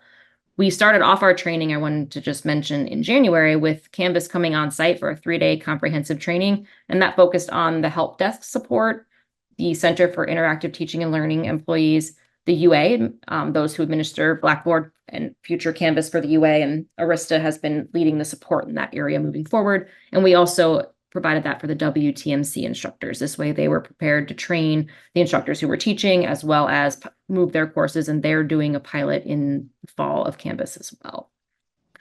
So we are doing a pilot in the fall. The goal there is that we're going to take 15 courses and we're going to move those sections into Canvas. The students were notified upon registration via a note as well as a follow-up email that it will be a Canvas-based course. The faculty who are teaching those courses are the first ones who went through our reformatting process. They're almost completely done. And so their courses will be done as far as the design being fixed and them also getting the training necessary to fix their courses. And then it should be teaching ready within the next couple of weeks. So that will give them a couple of months to really train and be involved in different things. We are going to be working with them to figure out if anything doesn't make sense, doesn't work, thought it would work and didn't really work in practice, so that we can make changes along the way to anything that will impact the winter launch. We also have the faculty professional development creating cohort groups for them so that they can come together and talk and support each other. We have support prepared for them in the Center for Interactive Teaching and Learning if they need to call in or have a technical problem. And we'll also be talking with the students of those courses to make sure we didn't miss anything from a student perspective that would impact the students when we go live. So that pilot will be real critical to making sure we move through this with success. At that time, we'll also be building our first cohort of online courses. So we plan to do about 10 to 11 new courses with our new standards with faculty who are prepared to do that with our designers. And so that'll be the normal process that we do. It'll just be more Canvas specific. And then we're also going to invest more into our training for the IT help desk and the faculty support team. So they are the main point of contact for students and faculty who need support. So we want to make sure that not only are they trained consistently on Canvas, but that we are working through looking at their tickets to find out the major concerns that faculty have now so that those knowledge bases are created for the support staff moving forward. And so those are going to be our main, most important things that we're doing between now and the launch in the winter. And then I have just a few more things to cover for you. So a few things that we're doing to move forward on the data and analytics piece. One of them is gathering data from Lightcast. I think there was a presentation that was given to the board on Lightcast, but it's going to let us understand the job markets and the skills that are going to be necessary, that are going to be in growth, so that we can pull those together and figure out if the programs we're currently offering online match those skills for the surrounding area, but also areas beyond that as well. And then also see if we're missing anything. If there's going to be key critical educational areas that we can provide students that aren't developed at all here on this campus, we might be able to put those online, develop new programs, and attract new students. And so we're working closely with institutional research on that. Another thing we're going to put into place is a course design evaluation process.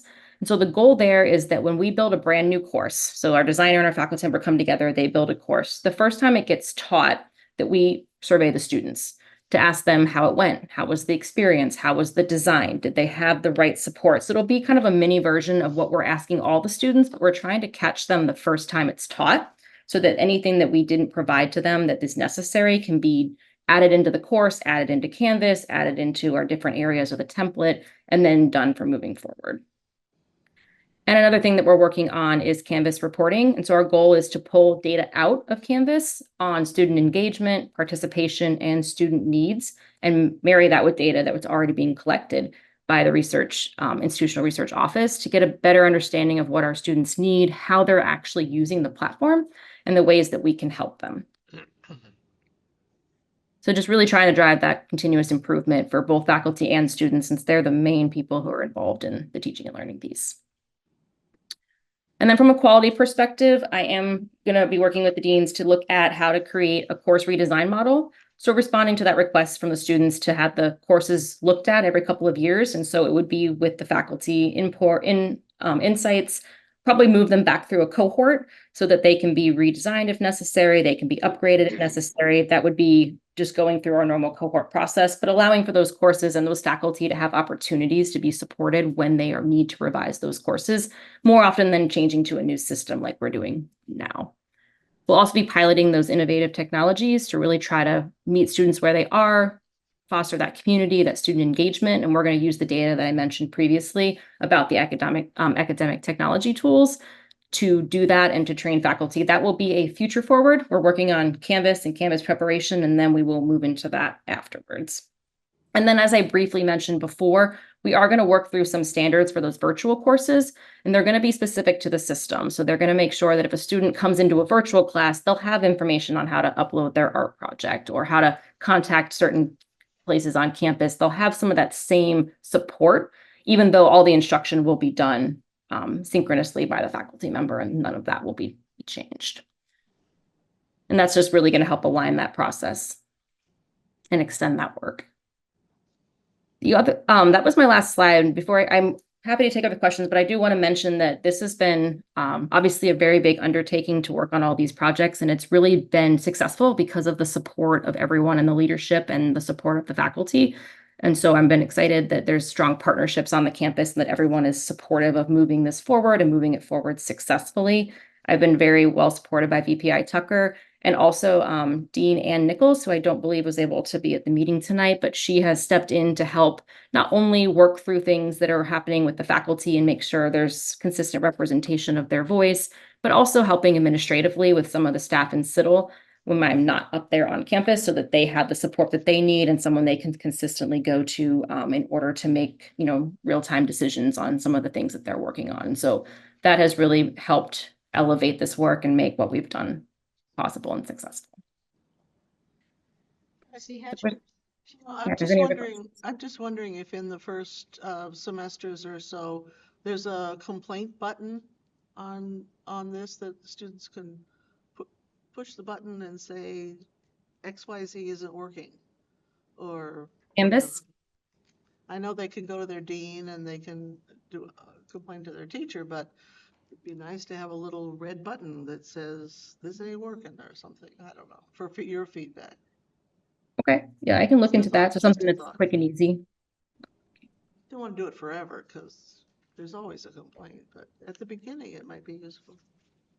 No, that's a great idea. Right now, there is an ask your instructor a question, something super easy to get to the instructor, but we don't want them to take on that burden. So I think having something else in place, I will definitely make a note of that. Anyone else? Trustee DeVardi? So we're piloting it this coming fall. How Correct. many classes do you see that are, what, I'm looking for the numbers, like how many faculty members are participating with the launch in the fall? How many classes and how many sections, how many students? Just so I have a sense of the quantities as we pilot this in the fall. Absolutely. I have part of that, but I can easily get the rest of it for you. So it's 15 faculty members, 15 courses, but they're teaching all of the sections of that course. So we can pull the information on sections, and then closer to the fall, we could pull the registration for students. Absolutely. Great. Thank you very much. Not a problem. Trustee Milshine? Heidi, just one last thing. So in regards to having an area in Canvas with student support, I think it'd be a great idea if it already isn't, that we somehow connect people with the foundation in case there are emergencies that students have with the emergency fund, as well as just to encourage them to stay in school of providing them scholarship opportunities. Oh, yeah, great point. Thank you. I'll make a note of that. Thank you. Anyone else? Is there anything else I can help answer for you? President Blanca? I was just going to end it, if it's okay. I was just going to end this with Heidi. I was just getting ready to. I was Go going to ahead. give her my, Heidi, I want to thank you for your leadership. You really have been tremendous in supporting us. I appreciate all the work the faculty and all the staff, CITL staff have done also. Change is so difficult. It's hard for all of us, and it really is. And being the one who knows this, it takes a lot of patience, I bet, on your part, to keep teaching someone like me over and over again what you're talking about. So thank you. Thank you so much. And I also would like to share my condolences and on behalf of myself and the college for your loss. Very, very sorry. Thank you. Thank you. Thank you for letting me Zoom in remotely, and I will work on these other things that were requested. Thank you. Thank you very much. Have a good evening. Goodbye.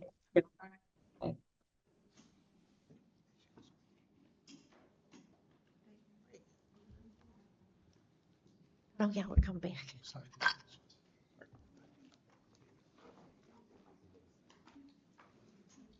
You know, it's hard. And now I'd like to bring up Vice President Jennings and VPI Tucker to talk about D3C3 student success.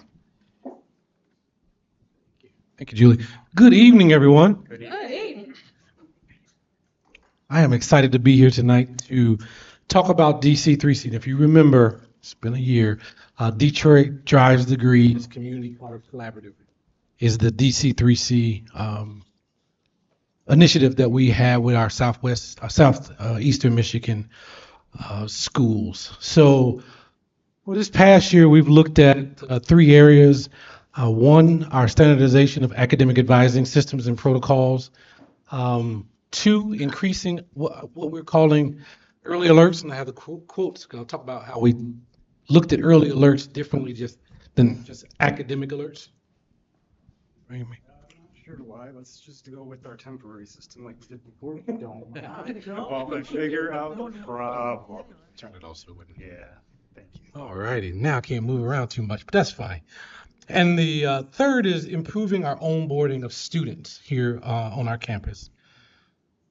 So if you remember, we have been in a partnership with NIST, which stands for the National Institute of Student Success on the Georgia State University. They've been a leader in retention and completion of students, and their college is an urban school in Atlanta, Georgia, right outside Atlanta, and it looks a lot like a community college. It's an urban school. They have students that need developmental, so it's a school that has been very in front of retention and completion initiatives. And in 22-23, we had them come out. They did an inventory identifying those areas where we can have some improvement. And it wasn't just for our institution, it was for the institutions in Southeast Michigan. We now are at the second phase. We're looking at implementation of items that we saw with our first phase, which identified some issues and challenges. And now we're implementing some initiatives that will move us forward in this space. And then finally, I'll be back next year to talk about how we've scaled what we've learned and implemented in 23-24 and 24-25. So first, I do want to say that NIST has a learning platform that myself and Grace Farmer, who is the director of academic advising and student success coaching, we went through the entire summer, probably spent 20 hours a month with our NIST coaches, going over different things about what they have done to improve in retention and completion at their school, and look at what we can do here at WCC. So the first thing we did was the module on operationalizing the data. So what data are we collecting as far as in advising? What information do we need to know about a student? For example, a student who is a readmit, they've been gone at least 2 years. Do we need to know something more about a student who's been gone 10 years than a student who's been gone 2, or a student who's just been gone 1 semester? So again, data that's driving advising changes. And what metrics do we need to look at? How many students are graduating on time? How many students are completing a graduation audit? Those kind of things that are driving advising metrics. And finally, how do we track those?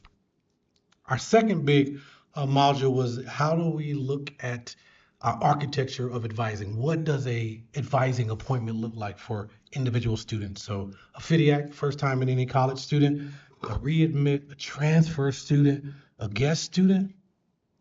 We have all of these students. How do we advise them based on their individual needs?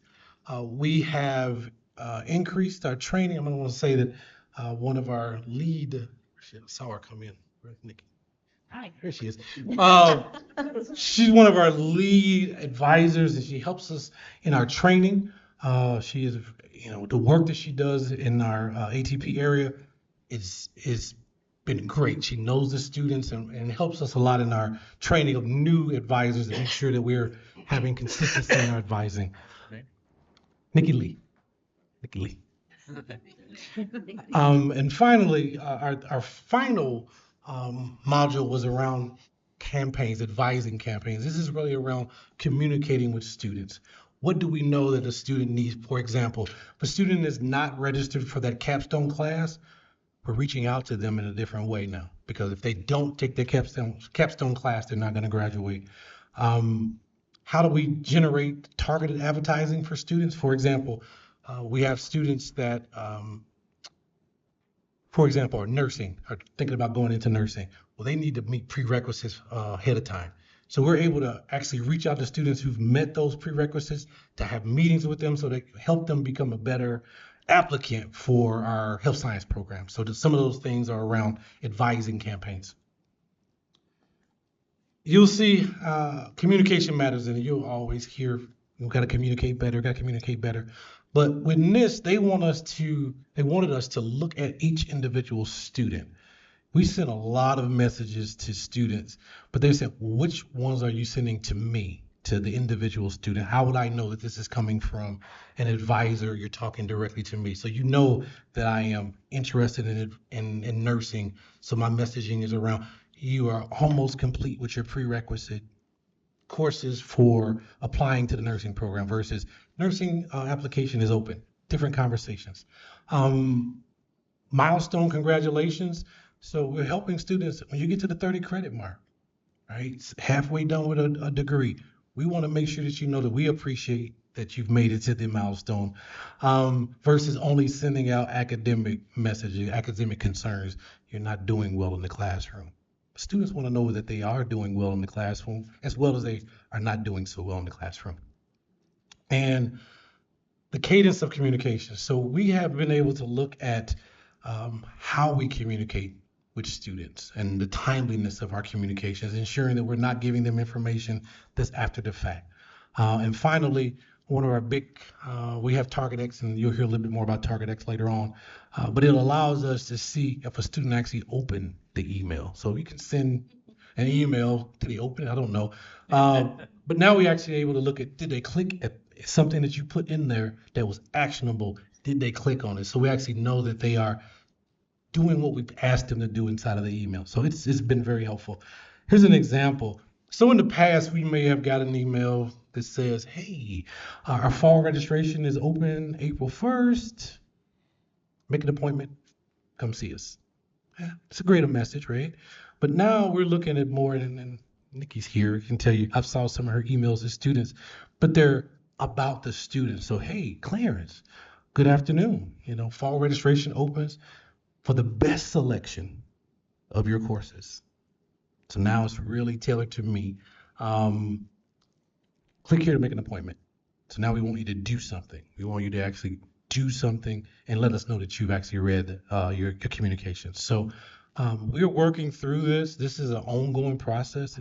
You'll see us next year talking about that we've got better at this, that we're not just sending 50 emails, but we're sending probably 10 great emails that we know students are looking at and reading. So we talked about early alerts last year, and previously as an institution, we've talked about academic early alerts. Like you're not doing so well in the class, you're not attending, you're not doing well on your assessments. Well, we know that those work, but we also wanted to look at those non-academic early alerts as well. So when we have our academic early alerts, this around poor performance, low grades, lack of participation. The non-academic ones are the ones that really are impacting students. They are unable to get to class because of a lack of transportation. They're concerned about their housing, so they're not necessarily thinking about school at that moment.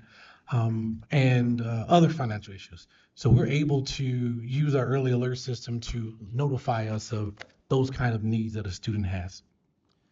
So at WCC, we have basically 4 different early alerts. Again, we have our academic faculty early alerts. We have our student resource center alerts, which is food, housing, in some cases, books, supplies that they may need. We have our care team referrals that are behavioral, mental health that we get. And finally, our success coaches, their referrals, kind of life issues, got some time management or I'm having transportation issues, and we connect them with the SRC. If we look at our alerts for the 2023-24 school year, we're up about 9%, 9.27% overall. Last year, we received 1,838 academic alerts. We received 471 SRC referrals, and again, that could be anything from food, transportation, housing. Our care team referrals, I think they were up, almost 20% increase in the numbers of students who are being referred to us to assist them with mental health. And we're glad that we have the resources to be able to assist our students as well. And finally, our success coaches, they did 665 referrals to our success coaches over the academic year. Any questions on that? All right. So two quick things. So in regards to the emails that you sent out to the students, I like the improvement, but I think maybe getting marketing involved to help you craft those messages if they're not already involved, to get students to actually follow through on some of those actionable buttons that they need to click on would be a good idea. And since we have the resource here on campus, if you're not utilizing them already, I think it's a good thing. We are. So Perfect. Great. And then so the early alerts, I'm actually surprised how low the academic early alerts are, the 1838 number. And I know this, I believe prior to my joining the board, there was a discussion in regards to this at some point that I remember seeing in the minutes or watching video. That still seems like a really low number. And so is it low? I guess is my first question. And 2, why is that so low? Or at least in my opinion, it's a low number, because when I see that is our easy, it's an easy way for our student to get the support they need in order to A, pass the class, and B, stay in school and finish their program. And so I just to me, that's a low number. Maybe I'm just not looking at it the right way. Well, it's a number that we're trying to increase every single year. Our faculty, they reach out to students through regular email, through phone calls to students. So that's not always captured in these early alerts. So our faculty are doing referrals in many cases outside of this. So we're trying to get them to use an early alert because it helps streamline our referral and our systems of supports to students in that way. So next year you'll see that number is going to grow. We continue to see growth in that area. But again, faculty are also using regular emails to students saying, I'm concerned about you.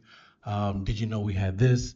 And we potentially could get a referral through another way, through a SRC referral. So it just depends. But again, we would hope that we would not have a lot of early alerts.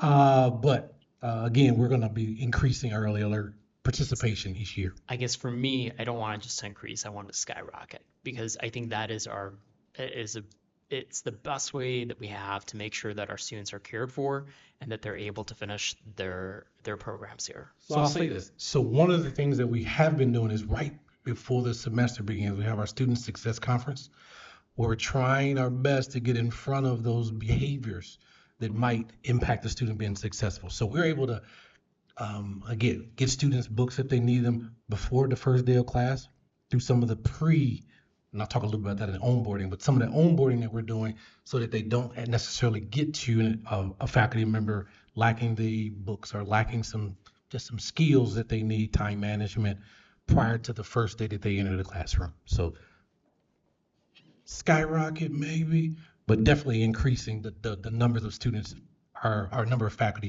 utilizing early alerts. Sorry, I'm gonna add one quick thing that I just want to. Different. I'd rather see the number come down. I would be interested to see how many students were not successful in a classroom and how many times that alert the button wasn't clicked or somehow just to see what those numbers look like. Sure. I'm just really concerned about that, and we want students to succeed here. And so I want to make sure that our faculty and we are doing everything possible to make sure they are successful. Sure. Trustee Harris? Trustee Harris? The partial answer perhaps to the question is, where do the academic alerts come from? Do they come from faculty? Do they come from midterms? Do they come from, word on the street or what? From faculty. So it's part of our banner system. So it's part of our early alert system that we've had for many So years. it's faculty who are referring to that system. Yes. Yes. Trustee DeVarty? Is this for the entire academic year, these numbers? Yes, sir. And then, is there some duplication here? Might we get, the same student might get a referral from the care team and an academic alert? Are we seeing any duplication, like the same student in 2 or 3 of those categories? Very few. We try to make sure that we do not have duplication of services. But in most cases, it's an individual alert coming from an academic side of the house. There's a student. If a student needs food, similarly. So it might be one referral that comes in that we're addressing on multiple ways. So wouldn't necessarily be counted in multiple ways. I guess that makes sense. Okay, well, I'm just thinking that somebody that has transportation issues might be suffering from lack of participation because they can't get to class. So maybe they get alerted from both an SRC referral and from an academic person who's, that's what I'm seeing as a possibility. Possibility, right. And our SRC staff will reach out to the faculty as well. So they'll find out, how the student doing in class, because it's a holistic approach. So if we just try to fix the one issue that the students have, we actually want to know, are there multiple things that we need to work on to ensure that the student can be successful? Because we found, it's not just the transportation issue, you have a housing issue. So we need to try to address all those things at one time. So we're actually doing those things as well. President Blanca, and then Trustee McKnight, and then Trustee Hatcher. Oh, thank you. I just wanted to comment on these for the board, to the board. These, especially the care team meetings, that's a whole team of people. I think it's wonderful, and I just want to share that. A whole team of people that meet about that issue. So when you look at, I just think it's great, 344, that's probably 3 times that in hours, which is great, and times the number of people. So I just want to thank the care team participants for doing that. It's great. I just want to say, back in the day when I was working with workforce development, one of my things that I was tasked with is working with people who wanted to come to school here at Washtenaw Community College.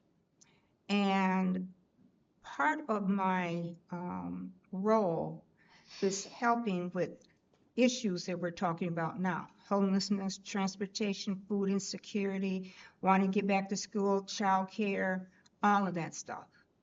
I work with that. And now I'm wondering, because I'm not involved with workforce development anymore, are we collaborating with workforce development? Are we with Shamar Moore? Because he's the head honcho over this. Yeah, for And I'm Michigan just- Works. Mm-hmm. Okay, so, I think a lot of that could help in some collaboration with the county. And I think when these issues come up, if that could be something that you can say, hey, we're doing this, but can you help us with more? Or send us their name so we can add it to our list so we can know that these are the people that need additional help. You know, kind of like putting a red star on that name so that they're not lost in the shuffle. Sure. You know, from one place to the other. No, You that's know, good. I really feel strongly about that because that was what I did, and that's what my team did, and we were very conscious in trying to make sure that everyone was taken care of on our end. I was not a part of this end. Now I'm on this end, and I don't know what's going on that end. But I think this would be a great an opportune time to try to see if you can collaborate, get in touch with, you know, Shamar Moore. He is, as you know yourself, President Blanca, he's a great guy to talk with. Sure. And That's see good. what can be developed. Thank you. Trustee Hatcher. I'm just wondering if your pipeline is too narrow.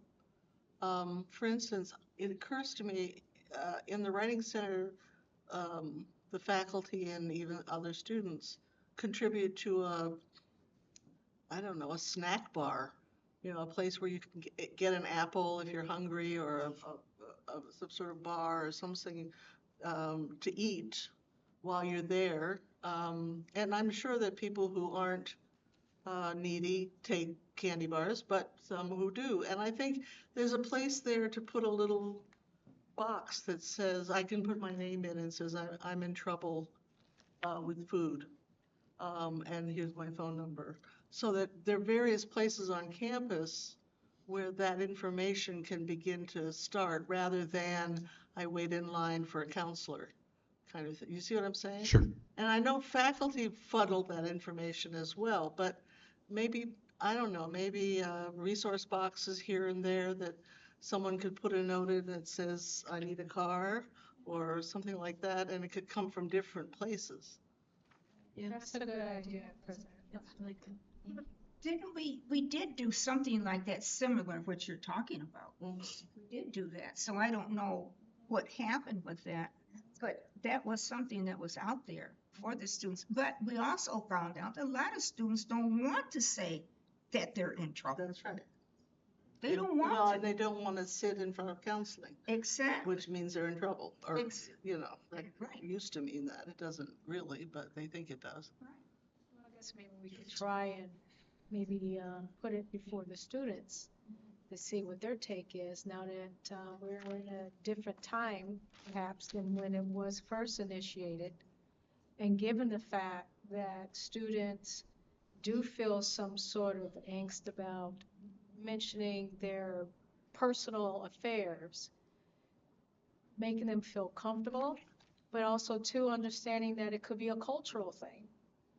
You know, some cultures don't speak about what's going on with them privately. So there are some things that we could investigate on if we wanted to go back down that road. You reminded me of something I used to put on my syllabus that said, what in your life is going to get in the way of you finishing this class?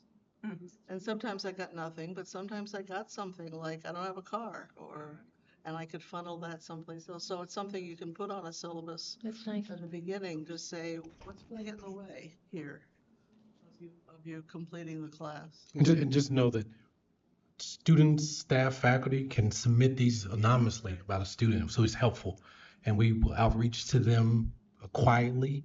We don't broadcast that the student is receiving any services, but that's the way we get a lot of them, are just someone's concerned, you know, that a student needs some support. Just one more question, and I'll address you, and I think you also had your hand up too. Have we ever had in the past address this particular issue in the student newspaper? Just say, hey, you know, times have changed, times are rough, don't know what it is that you might need, but just let us know. I'm just shooting from the hip. But that sort of messaging as a little reminder that we're here to help you, don't feel alone, strictly anonymous. you know, something of that nature. That will also might help in attracting additional voices that we haven't been able to capture this time around with this report and previous. So that, you know, if that's something that you could look into, I mean, don't know unless you try. So I'm not sure who's next. Dave Hardy, Trustee Sure. Hardy. So I just want to, in response to Alex, I just added up these numbers and they add up to 3,300, so there's an increase over the 1,800. If there's no duplication or very little duplication, that's there. But what I'm interested in is, of these early alerts, how many of these students are successfully completing their semester. So after we get that alert and there's some attention given to addressing whatever the concern might be, are we seeing successful completion of a course or of a semester? It would be interesting to know that, because that's the goal of this, is to help get successful completions. So we'll say, the earlier that we know, the more success that we have, right? So perfect example is a student who comes to class first week with no books. We know that that's going to be a problem, right? So when we're able to get those students books, probably 65, 70% of those students are able to make it to the end, because that barrier has been removed for them. Because some of them try to make it, and I know we got some faculty in the room, they'll try to make it 3, 4, 5, 6 weeks with no book. They haven't read anything. First exam, they don't do well, and then they withdraw from the class, right? So early alerts are early alerts. So we can definitely work on getting a comprehensive report on success from the early alerts. Trustee McNight, you had something you want to say? I think, I don't know if everyone is aware of what workforce development can do. They can, if a person's car is broke down, they can give them the money and tell them where to go, or they have a mechanic, not a backyard mechanic, but have a mechanic to fix their car. If they need tools for their automotive program, they have tools, they can have boots, they can have whatever is needed for that program. If they need a car, they will purchase a car. So transportation is not so much of a problem if it's addressed right away. It can be purchased. I know, because I did it. So, and I did a lot, but it was needed. So that's why I'm saying, reach out to them. Shamar, Mr. Moore can help you with more of that information of what else they can do. They have a wide range of what they can do. We will do that. Please. That's a good idea. Thank you. Trustee Milshine? Sorry to harp on this, but that early alerts, I would love to see a lot more data, especially, finding out not only what the success is once that early alert happens, but also the success or the non-success of when that early alert doesn't happen. So I'd love to get some more numbers on it. Another concern of mine with the early alerts is our K through 12 partnerships have increased drastically, as part of our plan. So those high school students need probably additional support, and are we flagging them so that their home schools can provide the support that they need above and beyond what WCC offers? So I don't know if that's a question or more of a comment. That's just a concern that's coming to mind. Sure. And I guess my second question is, why wouldn't a faculty member flag a student that is doing poorly academically? Like, why wouldn't that happen? I don't know. I'm not sure. And I don't know what those reasons are. So, and That's maybe not- this is a down the road conversation that we have once we have the data. But that really concerns me with all of it combined, just because this is our opportunity to help that student to finish their program and be successful in life. So it's more of a statement than anything else. Thank you, and I'll let you continue on. President Blanc? Only I want to say is, I recall that conversation, and I think, right, wasn't it about a year, 2 years ago that we had that conversation? Do you recall about early alerts and how important they are? Yes, we did. Sure. And the timeliness of those early alerts. And so, yeah, I Have this conversation. I support that we should revisit that conversation. And yes, ma'am. Put early alert on the list instead of modules. That's a good. No problem. Proceed if there's more to you. And then to answer your question, we do have supportive services for our dual enrolled students. So we have a success coach that works with those students. We talk back and forth with the home high school when it's necessary as well. So we do that. So finally, on our 23-24 review, our onboarding process. So I've kind of shown a map of the road leads to graduation, but there's a lot of off ramps that students sometimes take. And this is just our onboarding process. So when we look at our onboarding process, we have admissions. You have to be admitted to the institution. We can go through orientation. You have to see an advisor in some cases. We'll talk a little bit about that in a second. Then you need to register. Then you need to pay. You got to show up for the first day of class. Then you got to make it through the first semester. All of that is important as we onboard students. And as I mentioned, there are off-ramps that students can take. We have students who apply, but then they never make it to orientation. Or they make it to orientation, then they don't stop by advising. Or they go to advising, but then they don't register. So we've looked at how we can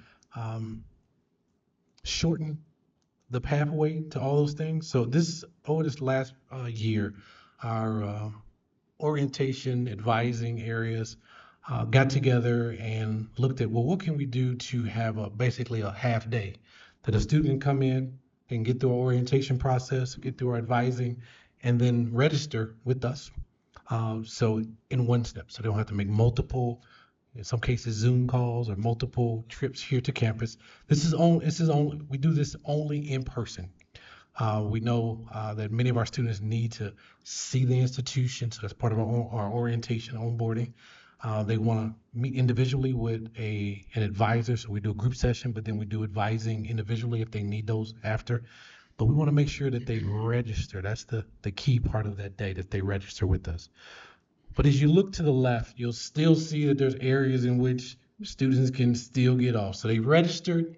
We send a lot of emails saying, hey, if you don't pay your bill, your class is going to drop. So we've calling this onboarding 2.0, where we are now looking and we've added payment as part of our day. So letting students know we have, hundreds and hundreds of thousands of dollars in scholarships for students. Did you know if you fill out the FAFSA, there's money available for you? So our goal is not that you just register, but we are helping you finance your education through various tools.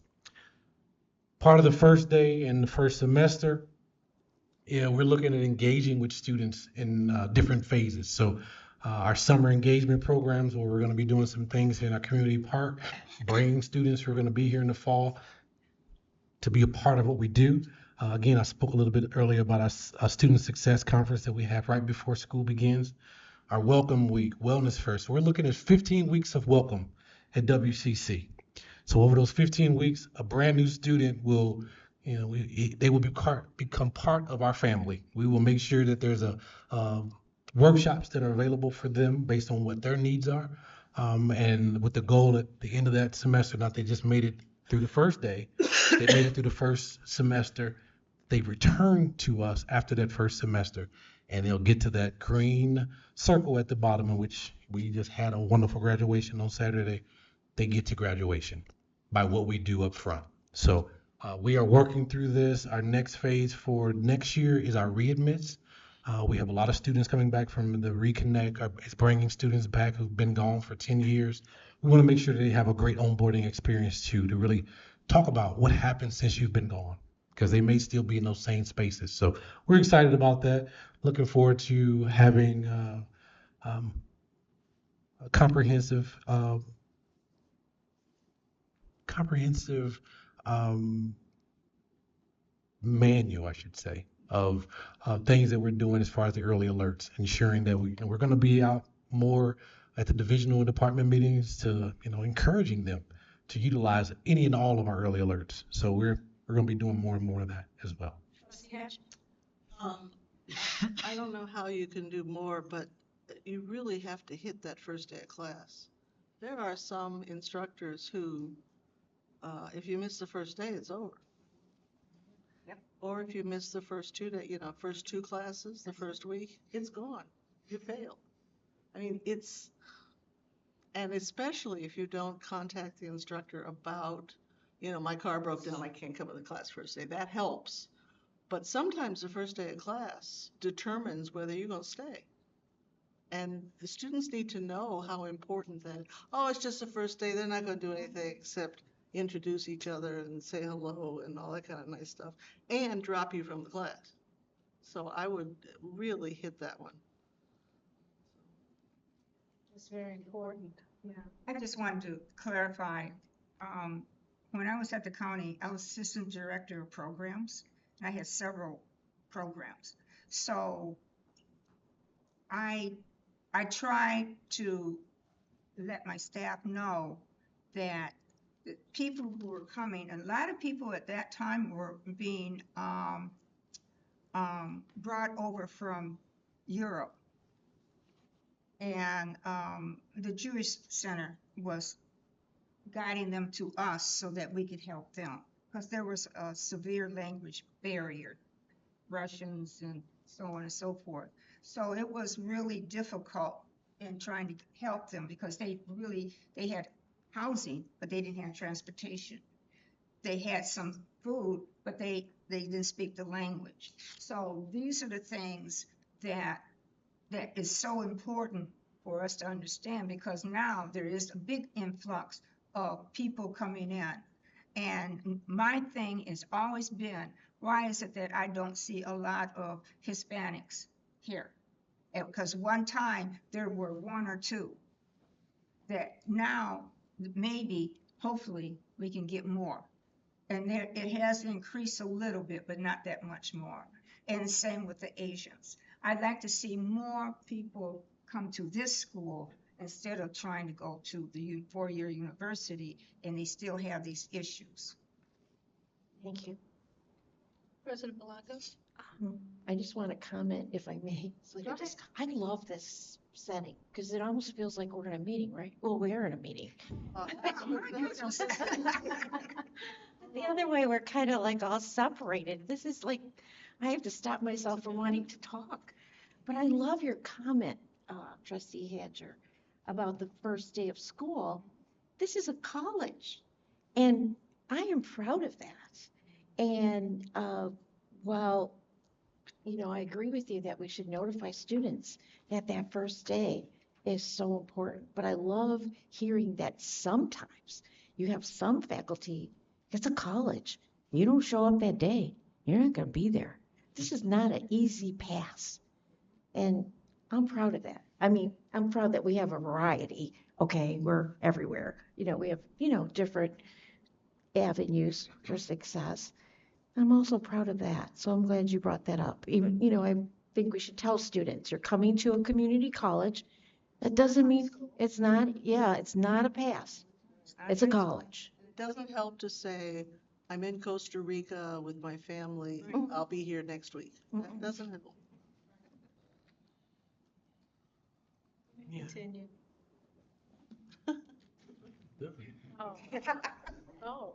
Thank you for the opportunity to speak with you today. Good work. Thank you so much. I'm bringing Interim Vice President of Instruction, Dr. Roderick. Hey, no, I'm not gonna do my day. Brandon Tucker. Come on, Brandon. And he'll be speaking on our other K-12 D3C3 projects that we had this year as well. Thank you, Clarence, for that introduction. She's making fun of your introduction at the. I know, right? If just to kind of level set, D3C3 is in 3 parts, and the part that Clarence talked about was student success, but there is K-12 alignment, and then sector pathways. So my presentation tonight will focus on the other two parts of D3C3. We know that this investment made by the Ralph Wilson Foundation specifically for us was to help the institution look at all of our policies, our procedures, our practices, but then also to look at ways that we could grow and sustain enrollment. And we know that we have a strong dual enrollment. But what D3C3 looked to, how do we deepen that? And how do we increase those opportunities for areas within our respective counties that we know may have no idea about mobility? What is unique to D3C3 is that traditionally when you get a grant, it's here's your metrics, you have to meet these things every year, no questions asked.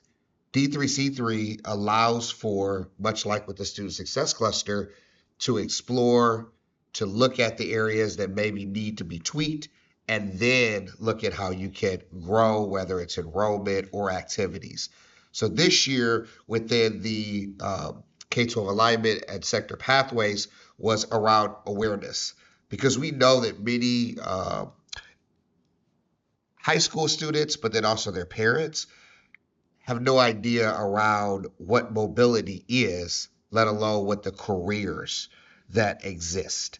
So a lot of this year was focused, and we'll talk about the activities around education and awareness of these are pathways that you should know about because they lead to high quality, in-demand jobs. Our key partners have been Ypsilanti Community Schools, of course, but then also looking to expand to Lincoln Consolidated Schools. And we have found throughout our conversations in community that there is a growing interest for not just education around mobility, but even the teachers. They want to know around, okay, what are the career paths? What is the earning potential so they can begin to showcase those opportunities for their students? When we talk about awareness over the last year, we've had 36 virtual information sessions. We specifically wanted to have two pathways to get the information to both the high school student and their parent. And we knew that virtually was an option both throughout the week, at lunchtime, in the evening time, and on weekends. But then this is a snapshot of some of the direct presentations that we made in person. There were over 50 presentations made across community at areas like we had an info session to kick it off in September at Park Ridge. We went to the Sauk Trail housing community. We did a pop-up shop at Bottles and Backpacks Daycare in Ypsilanti, and Friends Indeed, another nonprofit community organization, and Barrier Breakers Group, which is a conglomerate of 100 nonprofit organizations that meet regularly out in community. We came and did a presentation because we realized that we can't get this information out just with our connections. We need to engage community. So now those nonprofit social service agencies are now telling families that may have been referred to them, have you heard that there's an opportunity for you to have a pathway both for your student, for your child, but then also for you? Continue on engagement activities. We, for years, have provided a space and a place for students at Ypsilanti Community Schools to take the AccuPlacer. But this year, we were very intentional with engaging those students before they took the test. Why? Because we know they have test anxiety. Because we know that they are already scared before they step foot in a classroom. So our team here at the college wrote 122 handwritten notes to those students the day before they tested to say that you got this. Don't be scared. It's going to be all right. To try to engage them at a different level so that we built their confidence up before they took the test. In addition, the Detroit Drives Degrees program knows that it's not just the college that needs to get the information, but it's the K-12 district. So they actually fund a full-time skilled trades enrollment specialist that is working with our faculty, that is liaison with their teachers to ensure that there's opportunities for them to come to campus, but then also for us to go into classrooms and showcase what those opportunities are in terms of mobility. We additionally educated not just their teachers, but also those advisors. And we brought students to campus to host our manufacturing day in October. And then ACE, which is their alternative school, participated in their college and career day. A lot of this was boots on the ground, having tables, having information sessions to ensure that we got the word out. We have 25 high school students that have expressed interest for fall, and we are working with them. A lot of that is non-traditional. It's one-on-one. It's taking calls sometimes after 5 o'clock from parents as well as their child to talk about, okay, how am I going to check off all the things that we just saw from VP Jennings' presentation to make sure that we actually are enrolled and able to start in August. Additionally, we found while we have a partnership with YCS, while we're expanding our partnership with Lincoln, while we're focusing on Ypsilanti, we know that there are individuals who potentially go to Ann Arbor public schools that are using the school of choice voucher program and that live in Ypsilanti but don't necessarily go to YCS or Lincoln. So we've been expanding our outreach to not just those two districts, but making sure that everybody in the community, whether it's Pathways, Eastern Michigan's Outward Bound program, even Belleville and Arbor Prep, and actually participated in an apprenticeship fair just a few weeks ago at Skyline. So a lot of this year has been focused on getting the word out and making sure people are aware of not just the opportunity, but really what is the income and the earning potential. When we think about student success, K-12, all of this is key to making sure that we have employers at the table. So the mobility sector, which focuses on adults and employer engagement, the goal of that sector is to ensure that more adults move into mobility careers. And as we presented to the board previously, our work around college and career readiness looks to focus on the family, knowing that if Johnny gets an opportunity to go into a cybersecurity program and make $45,000 a year, but if his mom is still in poverty, Johnny's going to take all that her income to support his mom and ultimately will elevate that income in the household, but that the mom is still not going to be able to earn that potential. So we looked at trying to ensure that both the parent and the student have the same level of access. And a lot of the programs that are in existence with Reconnect, as well as our dual enrollment, these are often tuition-free pathways for parents and students. And this is a snapshot of kind of the disciplines that we focused on, because it had to be a mobility career. But what's underpinning there is IT, for example. And we're looking to expand this because we see mobility at the college uniquely across Southeastern Michigan as being that triangle. That we have, of course, automotive servicing, but we also have programming and we also have manufacturing. The one unique thing about this great opportunity is that it allowed us, for one, to do discovery, to find out from employers what are the skills, what are the jobs, what are the training and education requirements. And so throughout our mobility cluster, which is made up of our 6 other community college partners in the region, along with 30 to 35 employers, we drilled them for the last 6 months, saying, what are the skills? And as you notice, we brought to the board our EV program, for example. That was educated and infused by this work. So we now know that the programs that we've recently launched and our existing programs have had that industry feedback to ensure that we are staying up with pace of what they want. And then, of course, the last piece of that, which always should come last, is the curriculum, right? So our faculty that have developed this curriculum, they've sat at the table with employers. And these meetings happen in many cases every 2 weeks. Some are monthly, both virtually and in person. So a lot of the curriculum that we're seeing that's been developed recently has been really inspired by those employers.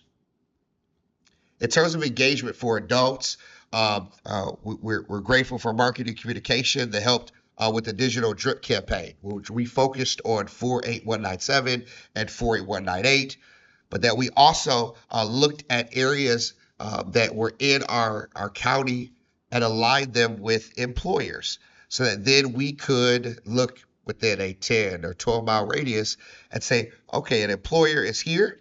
we have individuals that potentially could be eligible with some training to get into jobs that those employers have posted, and made that connection via a campaign. Additionally, as I mentioned before, we have done in-person tabling beyond our virtual sessions.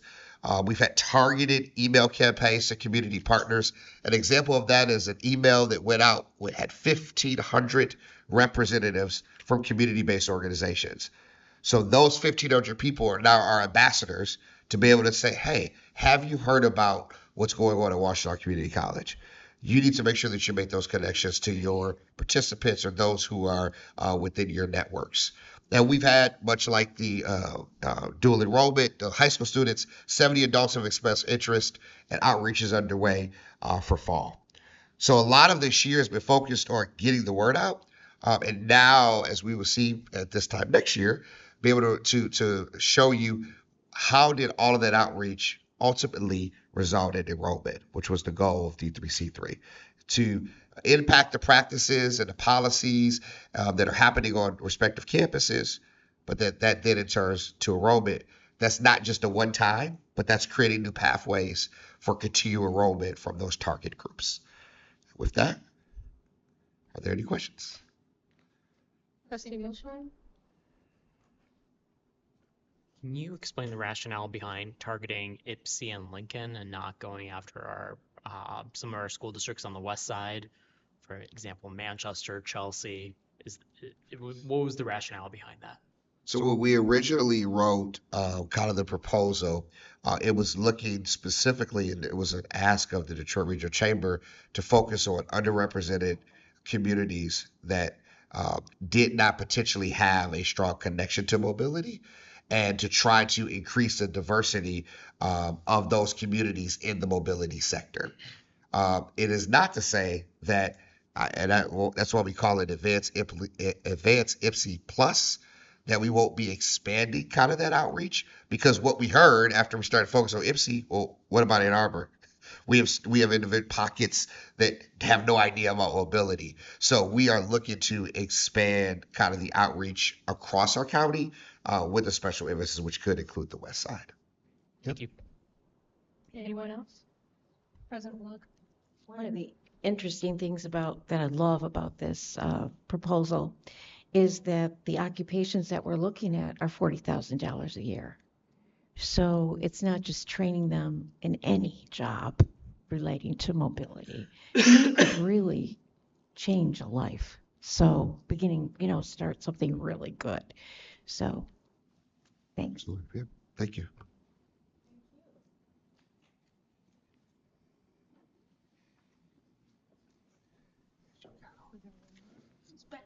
Okay, and now I'd like to introduce Dr. Shane Redmond. He is our Executive Director of Data Analytics and Institutional Research to talk about data analytics.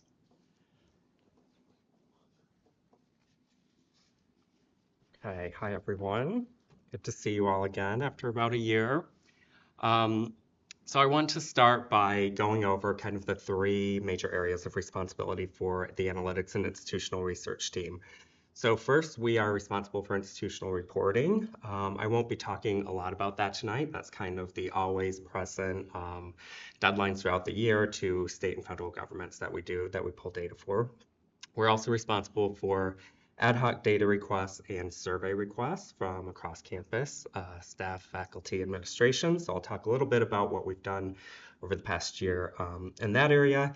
But really, I'm going to focus the presentation on this third area, which is data analysis and report generation. So I'm really just going to highlight some of the things that we've done over the past year and a little bit about the direction where we're headed over the next year.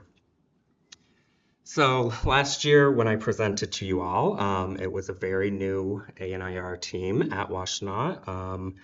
We were all new within about 7 months. I'm happy that we are the same team that we were last year with the addition of a part-time research analyst, Garrett Jenkins. He joined our team in December of 2023, and his skills have been very much appreciated on some of the items that I'm going to talk about tonight. So in terms of ad hoc data requests, we receive them, like I said, from across campus. And if you recall, last year I presented a new data request form and a new data request process that my team developed.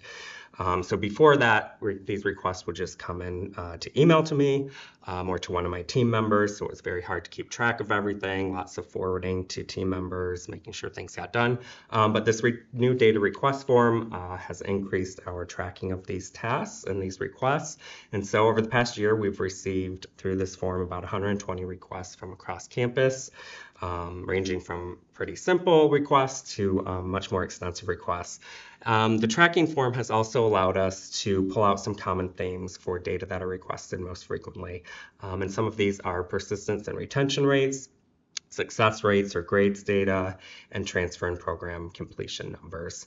And so I'll talk about how this kind of informs some of the work that we've been doing when I present those in a few slides.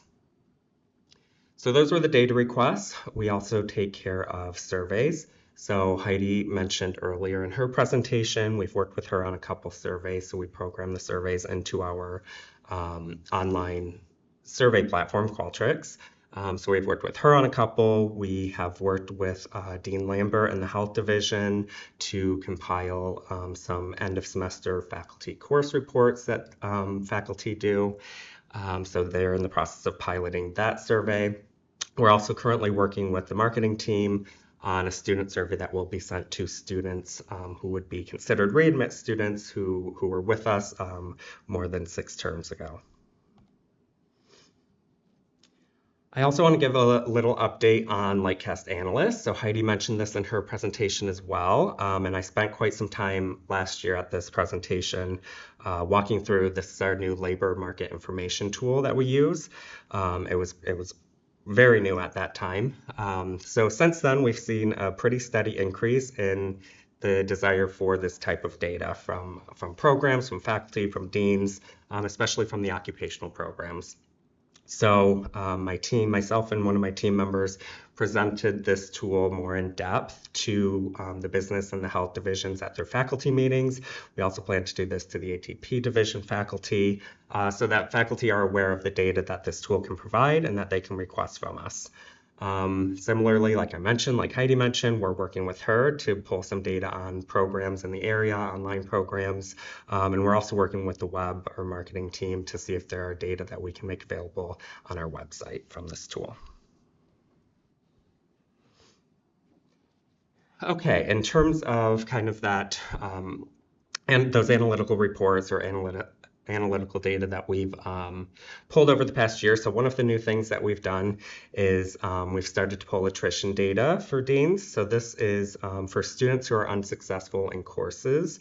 Their date of last attendance in classes is reported. So we can use that data to identify key points in the semester where we see increases in students dropping their courses. So we break it down by part of term, by the course modality, whether it's an in-person course or online, distance learning or virtual, and also by division. So each dean can kind of see the data for their own division. And this can help inform decisions on the course offerings to kind of boost or help improve student success. So the plan is, we did this for 1 year so far. The plan is that we will reproduce this data for the most recent academic year this summer, and then to continue doing that after each year. So we now have a baseline for the 22-23 year is what we've already done it for, so we can compare to that moving forward.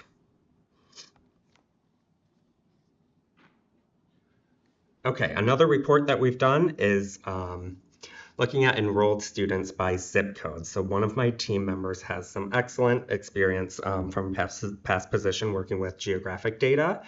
So we've been able to kind of map some data. So this example is a report that shows out-of-district students for the 21-22 and 22-23 academic years for students who are taking courses in the ATP division. So you can see the darker shades, there's a higher concentration of students taking those courses. You'll notice these are only out-of-district students, so that's why none of the zip codes within Washtenaw County are shaded.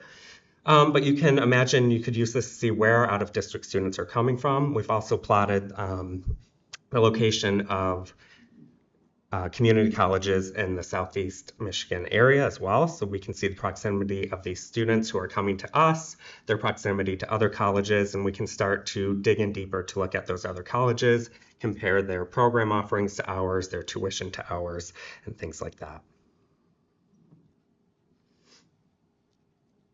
Something else we took part in this past year is the National Post-Secondary Student Aid Study, or NPSAS. This is a congressionally mandated study of how students and families pay for college. So it's conducted by the National Center for Education Statistics within the U.S. Department of Education, and it's used as the primary source of data by federal agencies to analyze the effectiveness of federal financial aid programs. So it's conducted every 3 or 4 years. And each of those iterations, the NCES selects a representative sample of institutions across the United States. And so we were selected in this most recent round. So we submitted data for this in 3 different phases, student data and financial aid data between October and April. So we just wrapped this up last month. Now the NCES will compile the data from all of the institutions, and they will make the data and a report available to all of the institutions so that we can then benchmark ourselves to other similar schools in terms of student aid.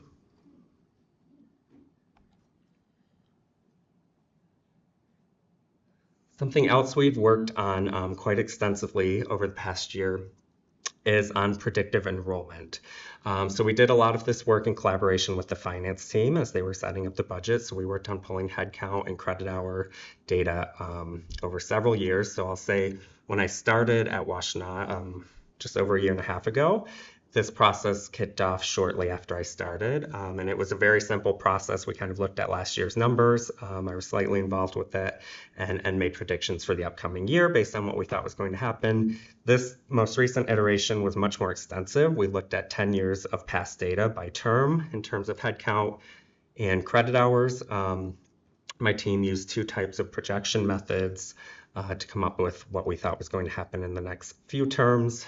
We broke this down by term, academic year, by residency, and age groups, because of course those have, well, residency has different tuition implications. And so this is as much of an art as it is a science, these predictive enrollment methods. So the idea is that we'll continue working with finance, continue to iterate these models and refine these models moving forward so that once we can compare the projections that we use this time around to what happened, the real life data, we can refine the models and get it as accurate as possible moving forward.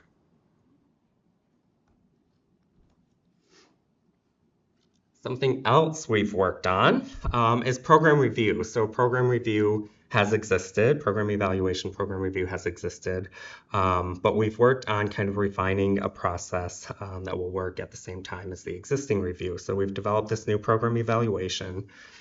We have it developed, and so now we just have to work with merging it into the existing process. And this was designed to increase the objectivity in the program evaluation by including more quantitative metrics in that process that existed previously.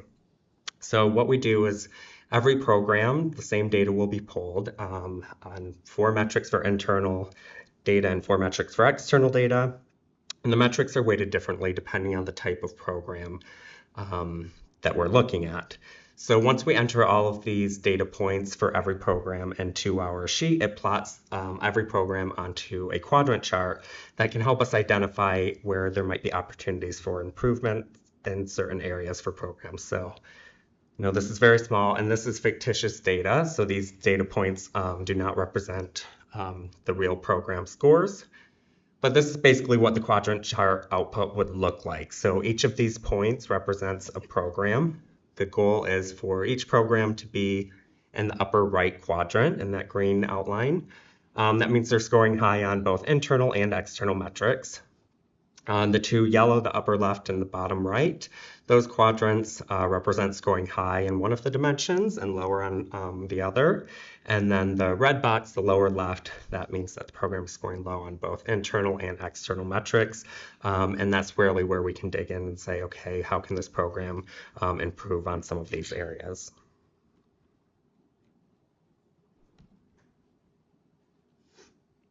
And then the final thing I want to discuss or present to you is a new retention persistence dashboard. So this is something that we've most recently been working on. So as I mentioned at the start, one of our most commonly requested data points is for retention or persistence data. So that lends itself well to creating a dashboard so that we can have data, more on-demand data, instead of doing manual data pulls for every request that we get in. So this new dashboard, we're building it in a system called Tableau. And it shows 1 year retention, so fall to fall retention, and winter to winter retention, as well as persistence, so fall to winter, winter to fall. What's really nice about this dashboard is that there are multiple filters to drill down to specific student groups. So we can easily, within seconds, we can look at the whole population of students who were here in fall 2020, for example, and see their persistence over the next 3 years. But we can easily filter that to show just degree-seeking students, any age group, race, ethnicity, gender, program, college, or division. So we can really include any of those filters, and within seconds it will update those numbers in real time. So the idea with this is that we'll update this dashboard every term, and we plan to roll this out. We're still in the data validation phase later this summer. So in addition to that, moving forward in terms of dashboards, that data request form, like I mentioned, has been really helpful at pulling out these things that we get requested time and time again with little tweaks, looking at different student populations, things like that. But like I said, with the use of filters, we can kind of try to encapsulate all of those or many requests in just one dashboard so that it's not a manual pull, making our time more efficient and focusing on other important things. So some of the future dashboards that we would like to work on over the next year include an awards dashboard or completions dashboard, something with enrollment, and then one on success rates or grades data. So that's all I have for you tonight. Any questions? Trustee Hatcher? Your program review data, does that go to the curriculum committee, or do you work with them on it? So I believe, so the current program evaluation is through the VPI's office. So we're working on, so this is, their process includes the faculty answer questions about their program, how it's been doing. So this is just to provide additional data. Yeah. But does the curriculum committee also see this information? No, so program review presently happens at the program level. They do their program review, which goes to the dean, which then goes to the VPI. Oh. Now, one could say that the curriculum committee would know because it's data that potentially the curriculum committee has seen. This goal is to provide additional data to support, because right now it's faculty and deans trying to pull data from multiple places. This will provide a different additional data set to help them out as they do their review. Trustee DeVarty? So a program, would that be like health sciences? Would that be a program, or would nursing be a separate program? Nursing would be a program, yeah, nursing. And then radiology would be separate from that? Yes, exactly. Okay, and you talked about external and internal metrics, and you said a handful of metrics for each. Around each, yep. What would some examples be? So for the internal metrics, we have the number of awards that are given out in that program in a specific time period that we've defined, number of students declared in that program, fill rates for the program's courses, and then the external metrics, we use a lot of Lightcast analyst data. So we have which kind of the data that we get from Lightcast analyst. So this is projected job openings within that area, average income, transfer rates. There might be one or two more in there. Trustee Milligan? A couple of slides back, that forecasting dashboard that you showed looks like that could really generate critical data for decision making. Did we invent that wheel here, or is this something that we've adapted for our use? Where did it come from? No, I mean this is new for Washtenaw. But many other schools have something similar to this. So I've attended, various webinars over the past year to get ideas of what different schools are doing in this area. So this is kind of a culmination of those ideas that works for our data and our student population. Well, it looks like a great tool for us going forward. It'll be fun to see it. Yes, we're very excited about it. Yeah. Good work. President Blanca? Part of our strategic planning process, we do a SWOT, strengths, weaknesses, opportunities, and threats. And one of the areas that we found was a weakness, and this was several years ago, was data. And in terms of how we collect data, how we utilize that data, and how we develop action plans around that data. So this is it's evolved. We're just, in the beginning of using data the way it should be. And we're learning a lot. And it's really, data, as you know, is just a point for discussion. You don't really make decisions just based on the data, but it helps you look at it and look at the situation, look at the results, and make a decision based on that and have a conversation or do whatever. So I'm thrilled that we are moving in that direction. And Shane, thank you, and your team. Linda, thank you. It's exciting for me because we identified it as a weakness and we're like getting over it. So I'm happy to see that. So we have a lot, we have steps we still need to do. So for example, now we not only need to collect the data, got to do something with it. It's nice to have the data, but now what are you going to do? So yeah, so it's great though. So thank you so much. Anyone else? Thank you so much. Thank you. We're almost done. These are great. Thank you, Shane. And I forgot to thank you, Brandon. Thank you. Good job. Okay, I get to bring things home. Started out bringing home. So I'm here to give a very brief update on our comprehensive campus plan.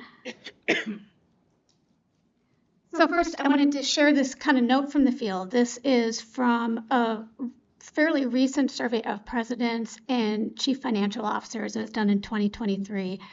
And it is a great quote to start this off. Though mindful of long-term planning, the days of master planning for 20 plus years out appear to be over. Presidents and CFOs are focused on the here and now. And I would say over the last year, we brought this to you last year, saying this is something we're going to do over the next 3 years. Over the last year, it's become obvious that launching a master or comprehensive plan process is a trend. And just in the state of Michigan alone, there are at least 10 or 15 master plans or comprehensive campus plans that are either in progress or were just completed, including University of Michigan, Michigan State, Western Michigan, Oakland University, community colleges, Kirtland, Northwest Michigan College, Mid-Michigan, and Kalamazoo Valley.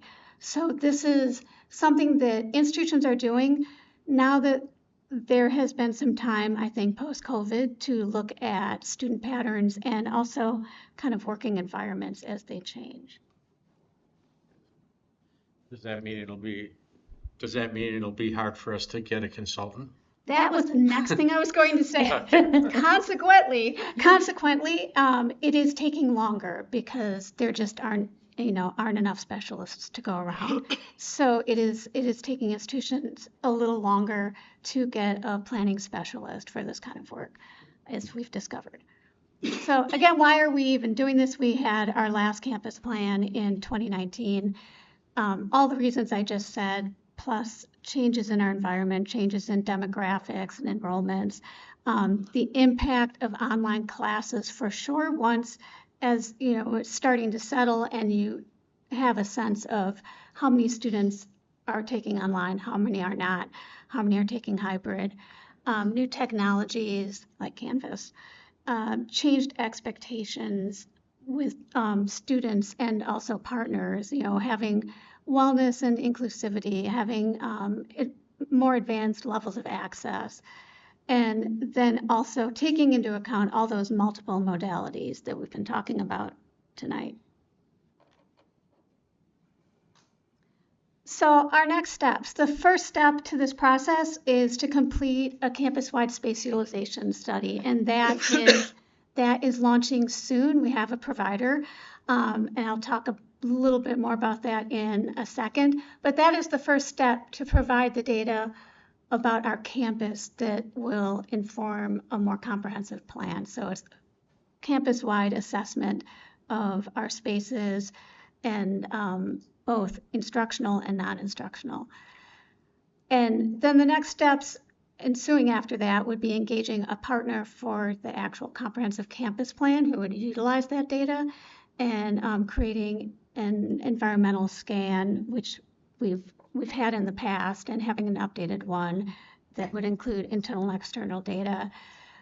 Creating a working group internally to oversee the process, and obviously sessions with all constituents as we're going through a campus plan process.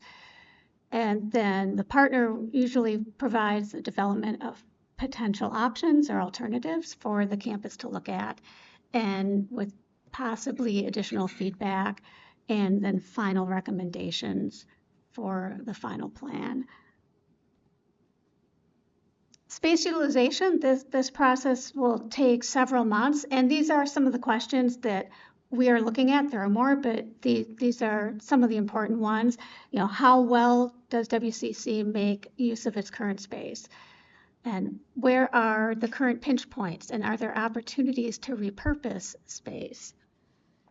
And how can space be distributed to minimize duplication of resources and maximize efficiencies? And again, what are those spatial implications of a post-COVID hybrid work environment? And those are just a few of the kind of big, broad questions that we would hope to get information from as part of this space utilization study. Any questions?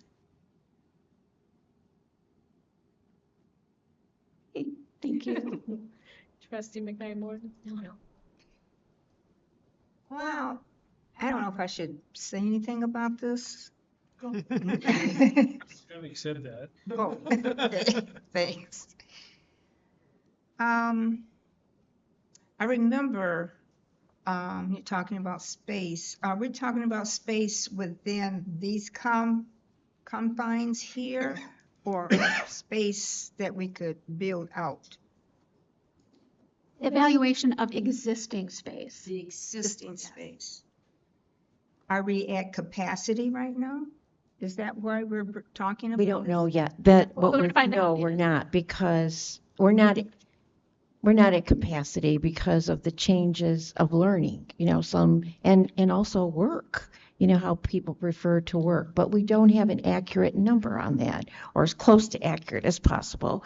So the purpose of this utilization study is to answer your question.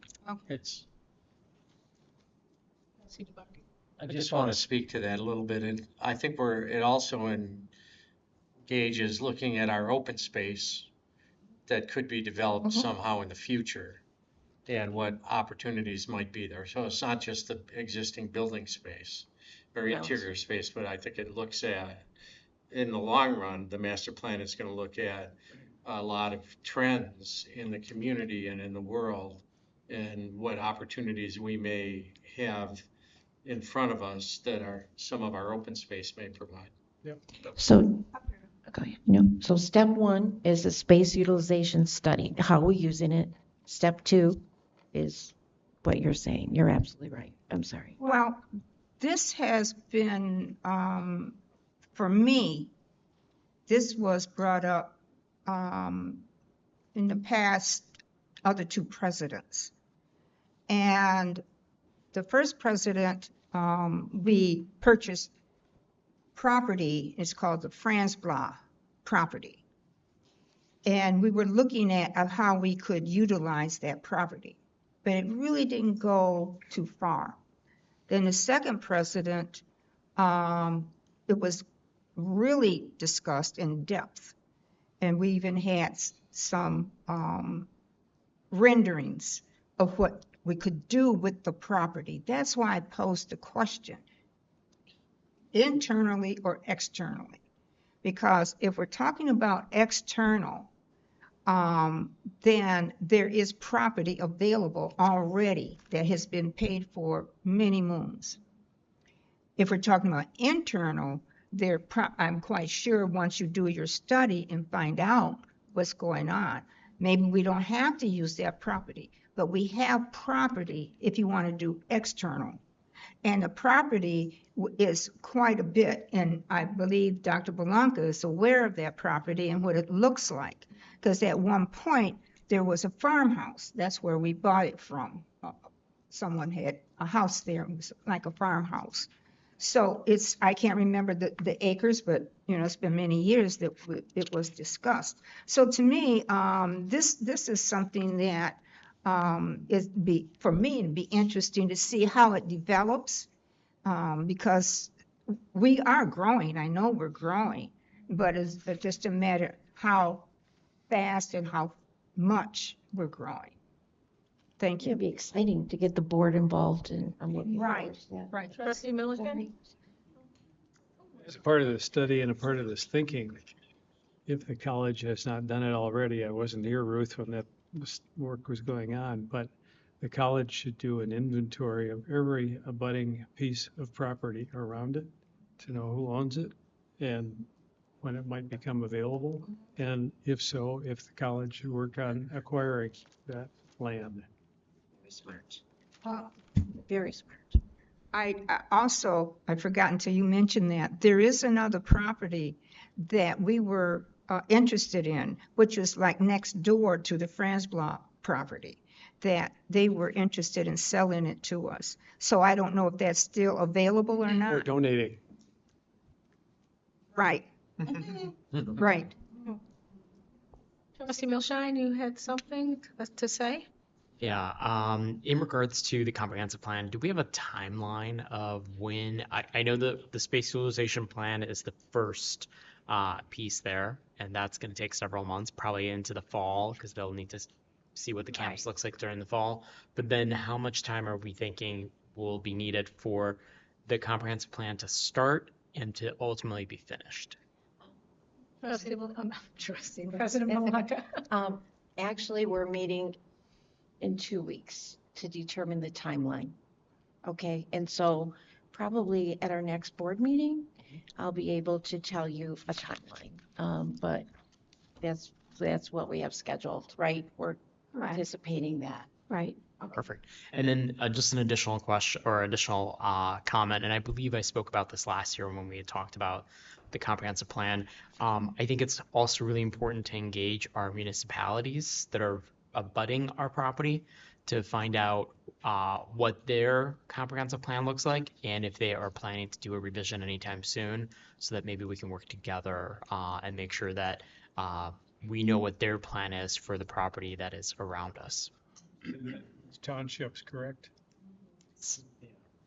Cities, villages, and townships. Yeah. Trustee Hatcher?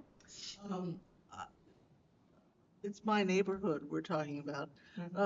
And the property where the farmhouse was has become a little mini forest because the township made us plant trees there when we did the fitness center. But we never solved the triangle mystery. And I've always heard that there's a triangle piece of land behind that and behind the woods that are here that nobody owns. And it's mysterious. Like the, Yeah, I have heard that. is it Let's like build the, something and get it by adverse possession. well, we can, thank you for bringing that up. What else? Okay, thank you so much. That was quite impressive. Oh, Are we trustee. finished with Yes. future? We're, Okay, I'd like to make a suggestion for some future, maybe not this future. But we're always students first, and we're pretty good at developing infrastructures to support student success.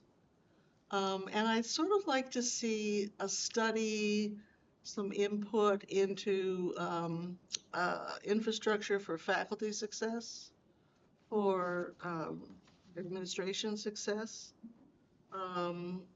staff success, because it includes retention, it includes competition, it includes, there's a lot of support for faculty in terms of professional development and all that, but we need to look at it as a piece of what's our infrastructure of support for the people who work here, which might help the people who go to school here. So, Good idea. just an We could idea. look at that. Mm-hmm. Great. Thank you. Thank you very much. Yes.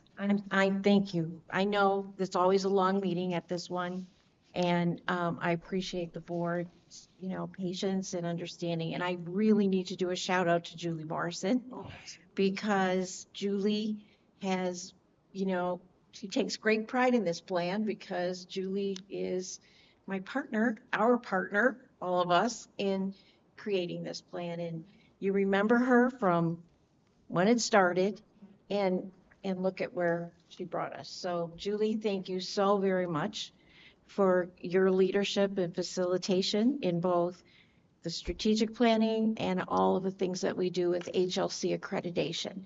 And just so that you know, Julie does work with all the accrediting that we do on this campus. Anytime we do an accreditation, if it's nursing or we just had a PTA accreditation, Julie reviews all their materials. I just want you to know that, because she's such a silent force. So thank you, Julie. Thank you. Thank you. Thank you very much.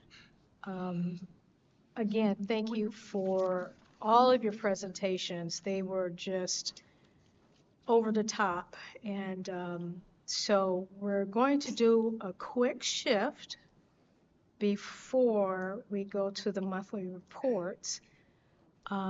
Ms. Lee from the WCCEA, she mistakenly went to a different location, and I want her to have the opportunity to address the board.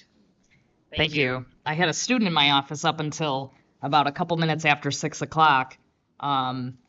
And I'm happy to report that the student, she can't get here really until 5:45, and now she has a full plan, through graduation. So I do apologize for being late, and I appreciate the chance to still speak tonight. So for those of you who don't know me, can you see me over this laptop? All right. I'm only 5 feet tall if I stand up straight. So my name's Nikki Lee. I serve as the second vice president for the WCCEA. Our president, Allison Fournier, does apologize that she cannot be with you all tonight as she deals with a family medical emergency. I will share tonight that as we bring another academic year to a close, the faculty are recharging and looking forward to the fall of 2024. Faculty are continuing the great work of the college during the summer months, and many are still in the classroom for summer coursework. The last time we were together in April, Allison shared a document with the board addressing concerns over the use of the testing center for our online students. This is a multifaceted problem that is impacting not only the integrity of our courses, but also limiting the WCC services that our online students have access to. And remember that online students pay a higher tuition rate. Today, I believe, either today or next month, I believe the college is planning to present information on the online proctoring service Honor Lock. This is not an all-encompassing solution. Online proctoring has limitations, and the integrity of our courses and programs are at stake. I urge you all to consider a plan that incorporates both the testing center and online proctoring to meet the needs of all of our students. Moving on, as we end the winter 2024 semester, we celebrated the Bravo Awards, co-sponsored by the Office of the President and Student Development and Activities Office. And this award recognizes WCC faculty and staff nominated by students who've made remarkable and life-changing contributions to the academic and personal goals of our students. It was so wonderful to see such a room full of faculty and staff that are such champions for student success. And so we want to thank all that put on that event. once again, Alia, sorry she couldn't be here tonight. Looks forward to seeing you all next month. I do have our newsletter that has some noteworthy topics, some discussed, some not. And we look forward to continued collaboration with the administration to meet the needs of our students and, of course, to continue to increase retention and success. Thank you. Great, thank you so much. Thank you. Sure. I don't know if you can answer. I don't know. Linda Blakey can answer. Probably. In terms of. Oh, don't go anywhere, Linda. Oh, hold it. Oh, sorry. Is it true, I've heard from faculty, that if I live in Ypsilanti and I'm taking a course at a California community college, I can pay $30 and have my test proctored at our testing center? But if I live in Ypsilanti and I'm taking a Washtenaw Community College course online, I cannot go to the testing center to be proctored. Is that true? I'm not sure I understand the question. Do you? I understand it. So a person lives in California. No, They live in lives Ipsy. Ypsilanti, but went to California. Okay, You're taking a course in California. but not at our that has school. Not ours. Oh, okay, I online. get it. Okay. Thank you. And they need to have a proctored exam, and they could pay $30 and have it proctored at our testing center. But if I'm the same student, I'm taking an online class from Washtenaw Community College and paying tuition here, I cannot have my exam proctored in our testing center. So right now, we're using all the courses that have in-person, either our in-person classes or classes that are mixed mode are the ones who are accessing the testing center. Right, and if I'm online and living in Ipsy, I cannot take an exam in the testing center. Because generally, if you're taking an online class, the classes are generally proctored online because the student is expecting the class to be totally online. So they're generally being proctored by Examity or we're moving to HonorLock. It needs to be worked on, I think, something. Not quite right. Why? Well, Why can't they do it? I think this is a, I guess it's a big. this is a It's a good, big well, I question. think this is a good discussion that we need to have offline. Thank you. Excuse me. Okay, so we ready to move on to monthly reports? Excuse me, tab B is the recommendation that the Board of Trustees approve the personnel recommendations as submitted. Do I hear a motion? A motion. All in favor? Aye.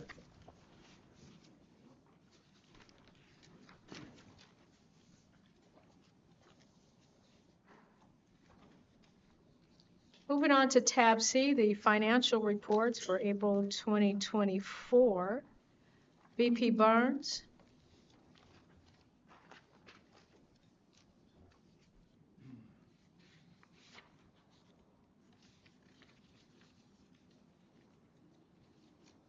Good evening.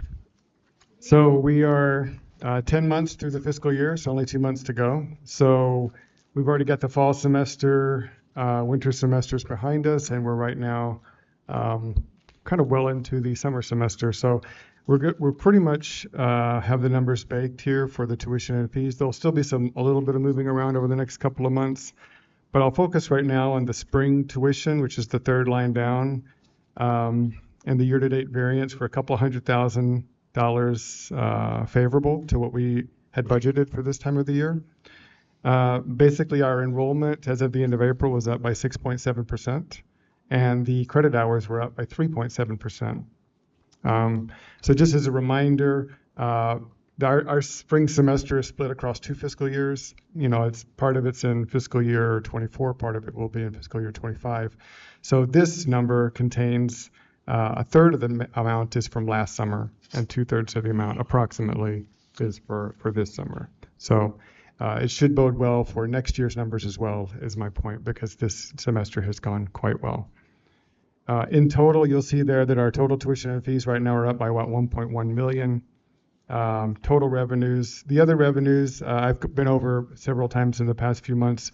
The trajectory continues the same. I would expect by the end of the year, total revenue is around $7 million. Right now it's at 6.75 million. I would expect it to be around $7 million when we finish the year. In terms of expenditures, you'll see there that we're at about $3.5 million of savings. I would say that about $700,000 of that is simply timing.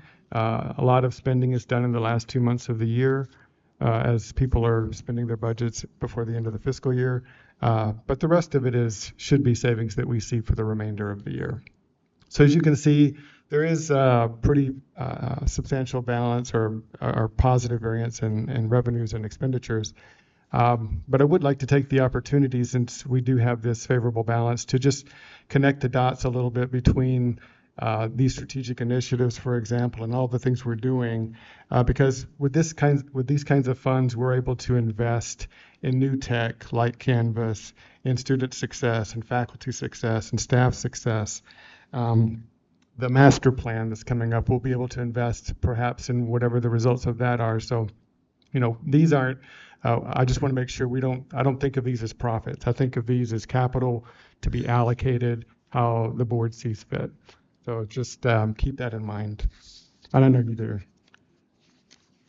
The one other thing I wanted to highlight for you is on the last page of your packet, basically our bonds. I just wanted to show you, if you look at the very first column under investments, that number is at approximately $40 million. So we have now invested $40 million in bonds for our rainy day fund. I just wanted to mention that because it's gone up. This year we started the year at about 36 million. We're right now at about 40. I expect we'll end the fiscal year with about 45. And we'll stop there for a while for our rainy day fund, because the rest of our monies we'll be using for other things, and you'll see that as you saw in the budget. So, any questions? Questions? Trustee Milshire?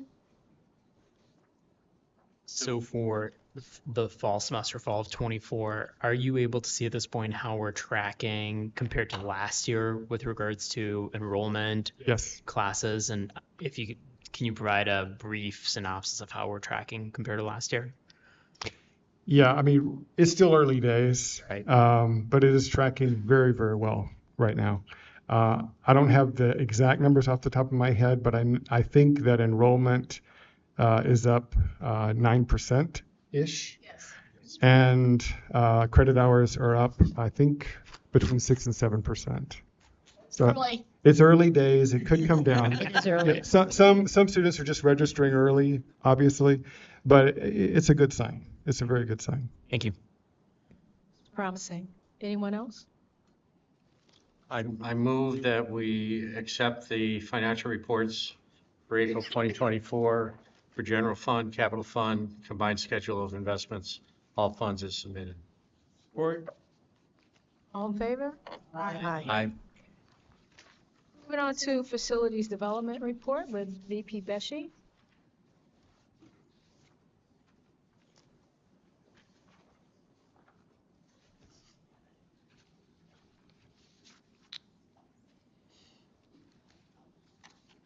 Good evening. Good evening. I'll begin with update on the capital projects at the top. Shipping, receiving, and maintenance garage renovation. That design is done.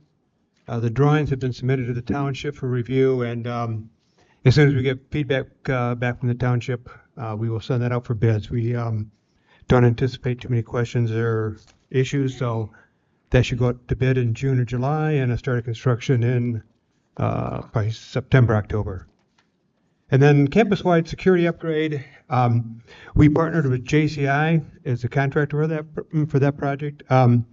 They have a substantial amount of equipment that will be delivered probably in early June, and so the equipment will be on site, and they'll start installing cables and camera equipment for the security upgrade.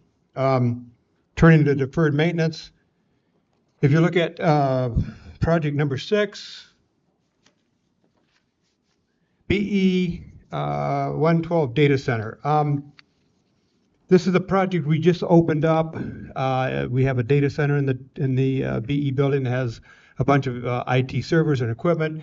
The air conditioning system that serves that area failed, and so we started the design to get that replaced. While we were under design for replacing the equipment, Dr. Turner, our CIO, and his IT team were busy working in the LA data center, reorganizing that. And as a result of cleanup and identifying equipment and reorganizing the data center in LA, they created enough room to take the equipment from the BE data center to the LA data center. So as a result, we're going to be able to close out the BE HVAC program. It's a one-time cost avoidance of the capital equipment investment of $275,000.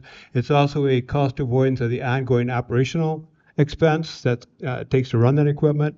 And then finally, we're able to repurpose that space as well. So great work by the IT team and Dr. Turner.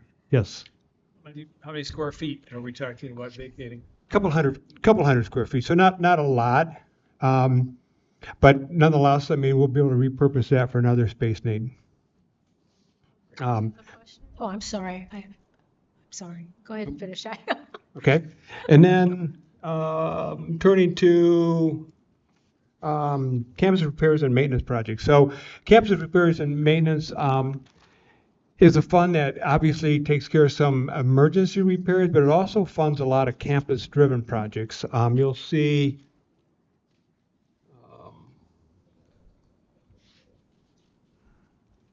there we go. Project number 2, the WTMC TI 224 office build out. So on the second floor of the TI building, WTMC occupies space. They've requested, and we're in the process of a office build out for them that will, in the end, develop 5 enclosed offices, create a new meeting space, and also improve some issues with the receptionist lobby area and then make improvements for that. So that work is under design. We hope to get that started over the summer and get that completed as quick as we can. So, questions? Trustee Hatcher?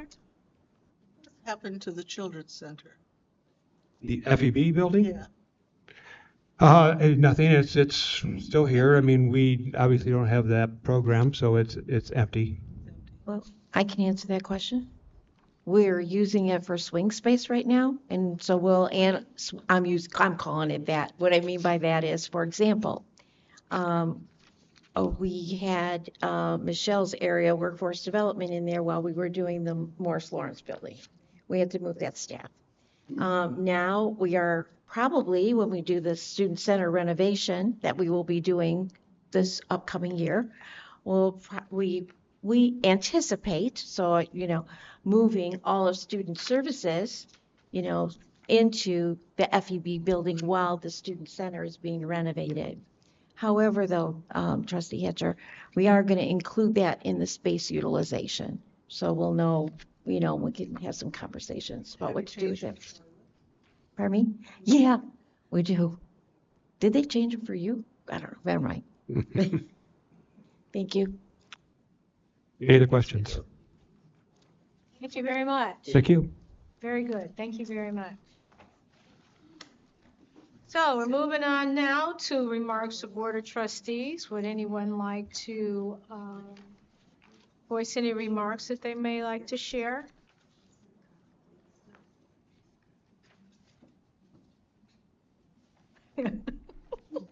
Yeah, I did.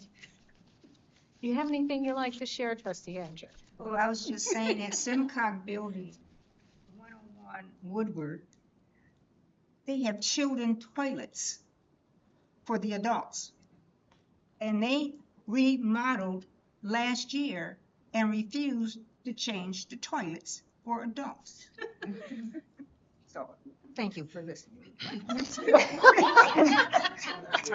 No, I'm not gonna put that. That's a tough act to follow.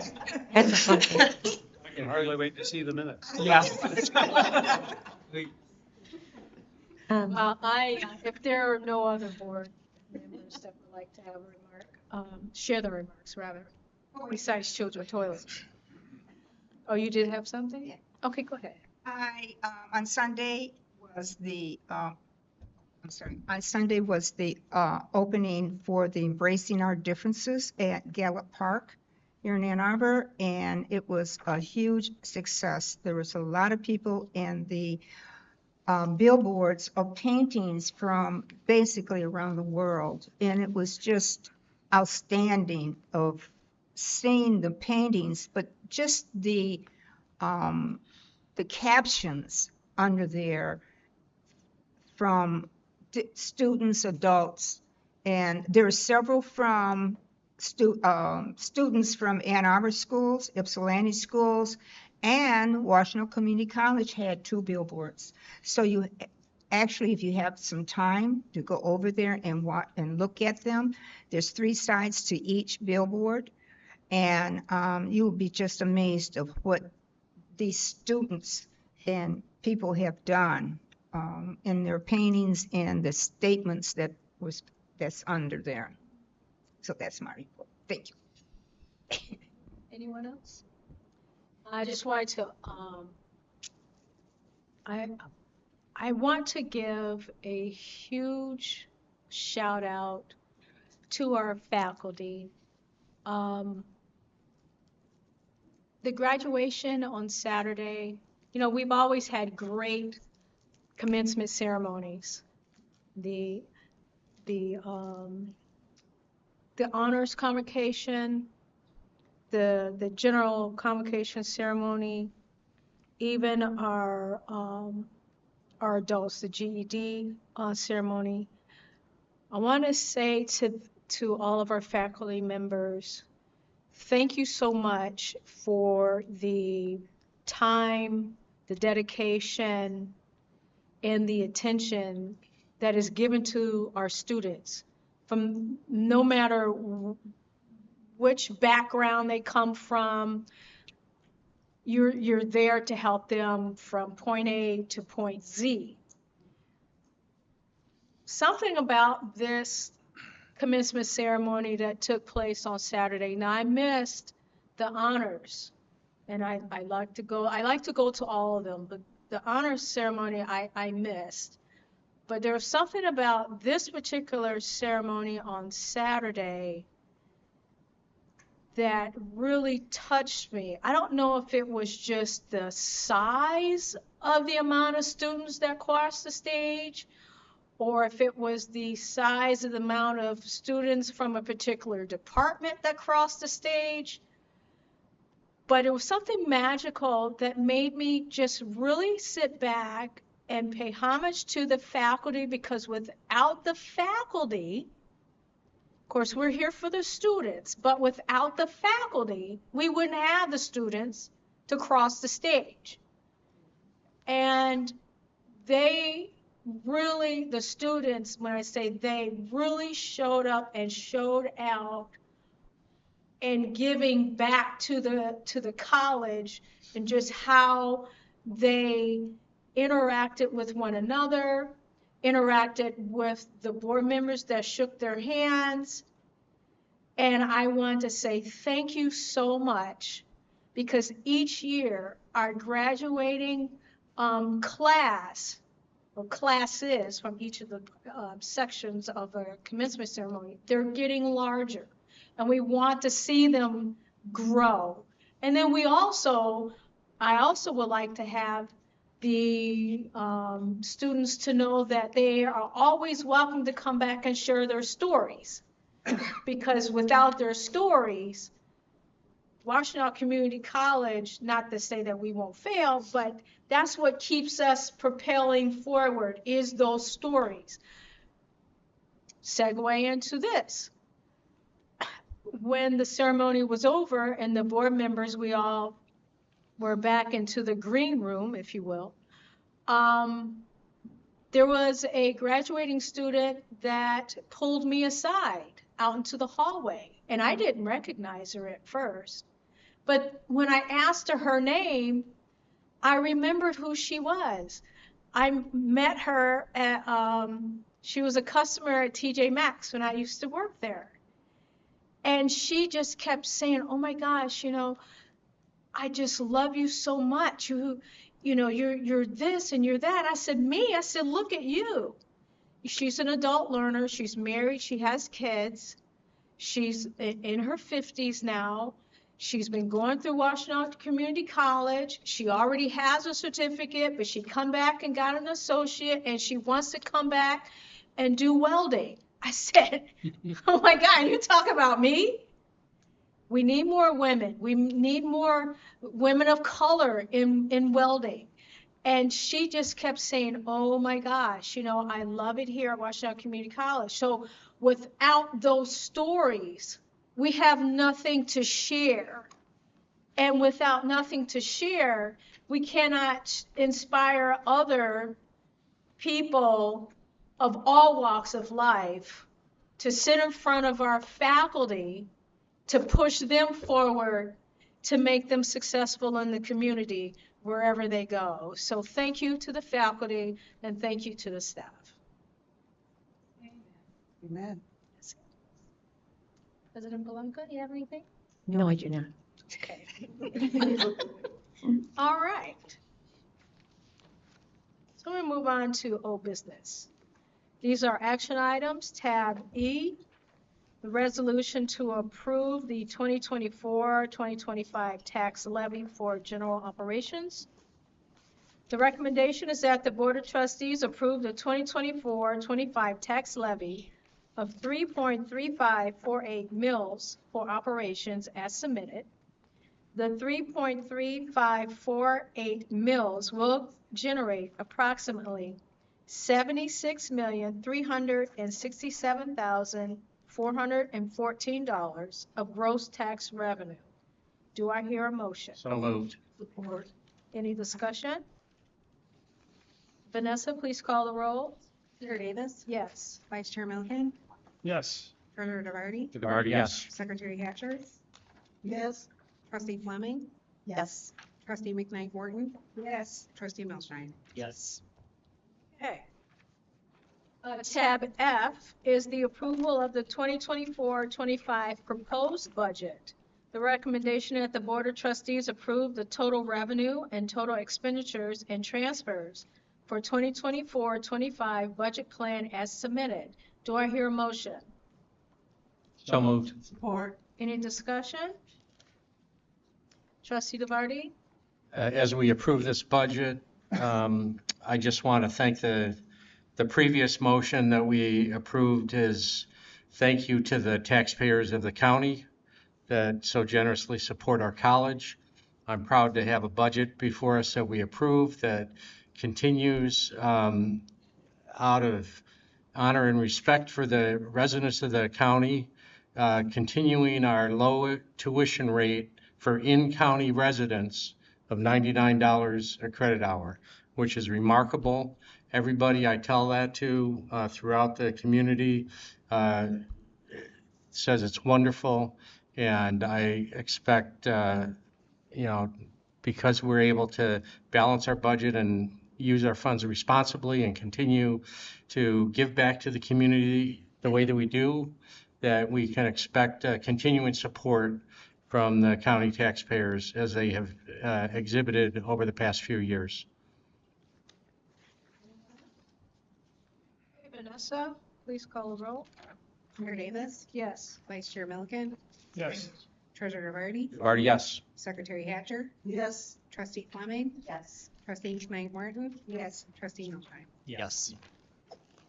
Now we're moving into new business. Tab G is the managed services contract. Provost Linda Blakey.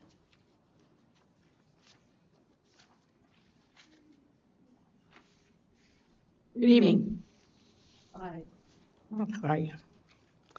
So it was 5 years ago when we first approved our first managed services contract, and it's time to renew. So we had a 5-year contract, and now it's time to renew. You heard at our last meeting all the incredible things that have happened with our IT department and what we've been able to accomplish over the last 5 years. And so we have to continue to support our faculty and our staff and our students with, great technology. So the proposal is to renew, continue to have the same services that we've had in the past.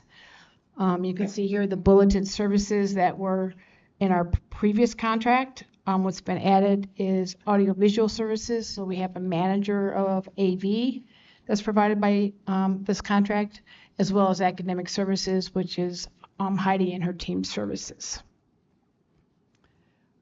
This contract will be for 5 years. It's a flat amount for the full 5 years. Other parts of the contract have, where's my next page, sorry.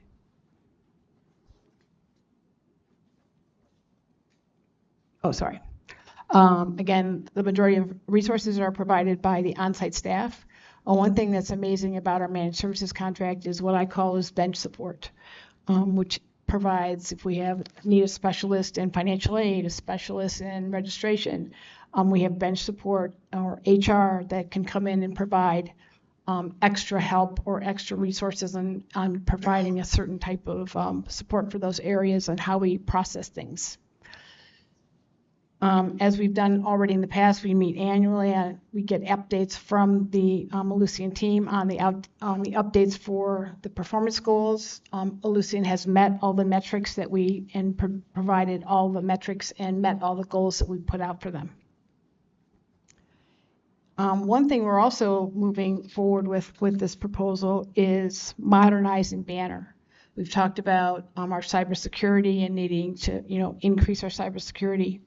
And so moving Banner into a SaaS or in the cloud, so service as a software as a service. And so that's also part of this agreement. And so we would be moving right now, all of our Banner system is on our servers on-premise.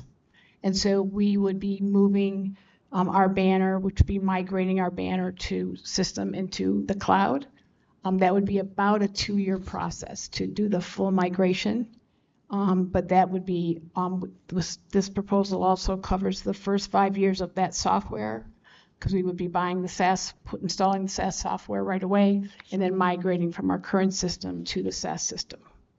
So as you see in your packet, the recommendation is that the Board of Trustees approve a 5-year technology managed services renewal contract commencing on July 29th this year in the fixed amount of $6,561,504. And we also moved to have a Banner SaaS enterprise modernization 5-year software services contract commencing on July 29th as well, in the average amount of $1,019,401 per year with the Ellucian Company. And funding is available in the operating budget to support this recommendation. After Monday, I knew this was coming.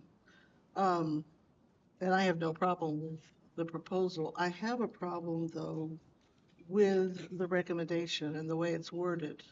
Okay. It should clearly, for the record, say that the contract totals $32 million. And that the average amount of $1 million for the cloud project is $5 million. And the total amounts should be in the recommendation, not just so that anybody reading it has to do the math. Okay. Which I did, so there. Okay. I would recommend that be revised just a bit. We can do that for when you vote on it. Right. Okay. We'll update that. Trustee Vardy? I think Bill had his hand first. Oh, my apology, go ahead. How many Ellucian personnel does this on-site entail? There's 28 employees on site. And this projects roughly the same level? Yes. Thank you. So I had a chance to look at this at the finance meeting, and to speak with Vice President Blinky briefly about it, notwithstanding, I think, a valid concern to put the full amount of the contract in here. I do want to note that the previous contract for 5 years was a flat rate, and despite all the inflation we've experienced in our economy over the last 5 years, we continued to pay the same amount. And this contract is about 10% higher than the previous contract 5 years ago, but again, it runs at a flat rate going ahead for 5 years. And even if we get the Fed's targeted inflation rate down to 2%, because of compounding, that increase over the course of 5 years will exceed 10%. I have no problem with supporting that, which I consider a modest increase. But I think it's important to note that there is a slight increase, but I think it's responsible of us to acknowledge that the increase is a modest and reasonable increase. Additionally, the $1 million for the contract, after our meeting, looking at what we need to do for internet security and any upgrades and migrating our system to be more secure, I looked at that $1 million and said, wow, it's like I knew that was coming, but it's something we need to do.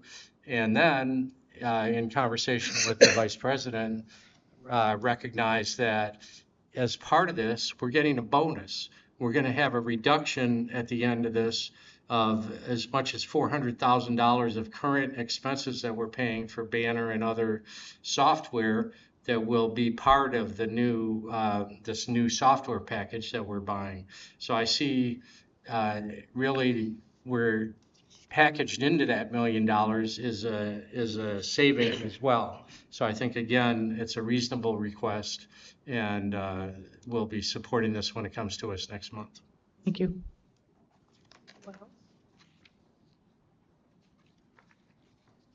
So we can move on to tab H. I'm up next too.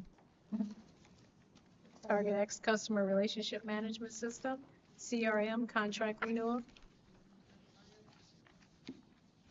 Sorry.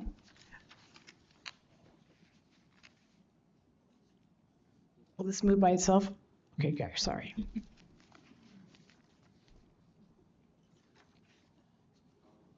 Yes, PowerPoint, sorry. Guys, it's been a long night. Okay, so Target X. And a lot of things that you've already heard this evening are happening because we have Target X.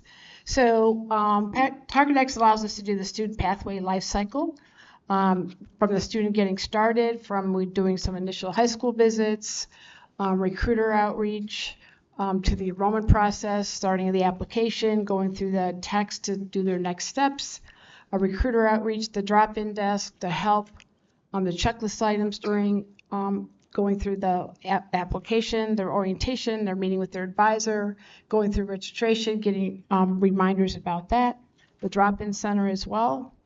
Then they get academic supports, all the student activities that we monitor in Target X, advising and success coaching. The start of the term, we're sending out reminders, we're sending out text messages, we're sending out reminders to the tutoring center. Transfer events, all different kinds of events we do, certification, apply for graduation, all those things happen in Target X. You can see that we're doing application processing, we're doing virtual when students come in either for virtual, into our virtual lobbies or in-person lobbies. They check in. If there's a little bit of a wait, it'll tell them, oh, your advisor's ready now, so they can go get a cup of coffee, come back up.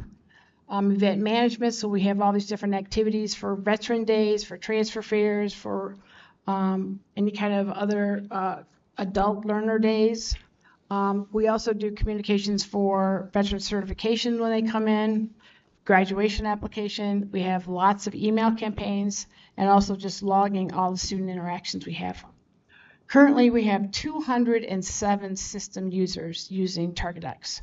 You can see by the beautiful color wheel here, from advising, faculty advising, financial aid, success coaches, student accounting. So it's really grown every year that we're using this in different areas using it to communicate and track those communications with students. This color wheel is just the emails that were sent by advisors last month. So you can see they're doing text and emails, reminding students to come in for appointments, the kind of messaging that Clarence was talking about is all happening in TargetX. So all the interactions that we do, emails, texts, meetings, calls, are logged in so we can see a overall view of everything that's happening with the student. And so sometimes it might have been, before we had TargetX, it would be, the student would call the Welcome Center, I got an email and it told me to do something, but I can't remember who sent it, or I can't remember what it says. Welcome Center can just go in TargetX and say, I can see that Nikki Lee sent you a message about a reminder about your appointment, or you've got a reminder about we have a transfer fair coming up. They can see exactly the message that the student got. There's been over 1,500 email campaigns since May 2020.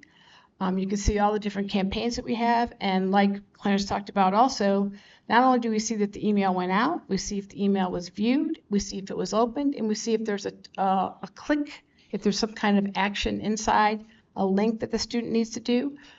It will keep track of that as well, so that we can evaluate how are the emails being opened. We finished, kind of change the subject line to get more opening, and marketing is helping with some of those things as well.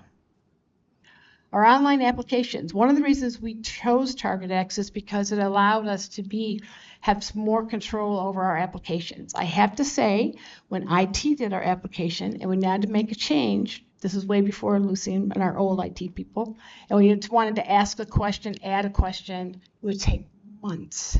Now we can just go in and edit ourselves, put it out.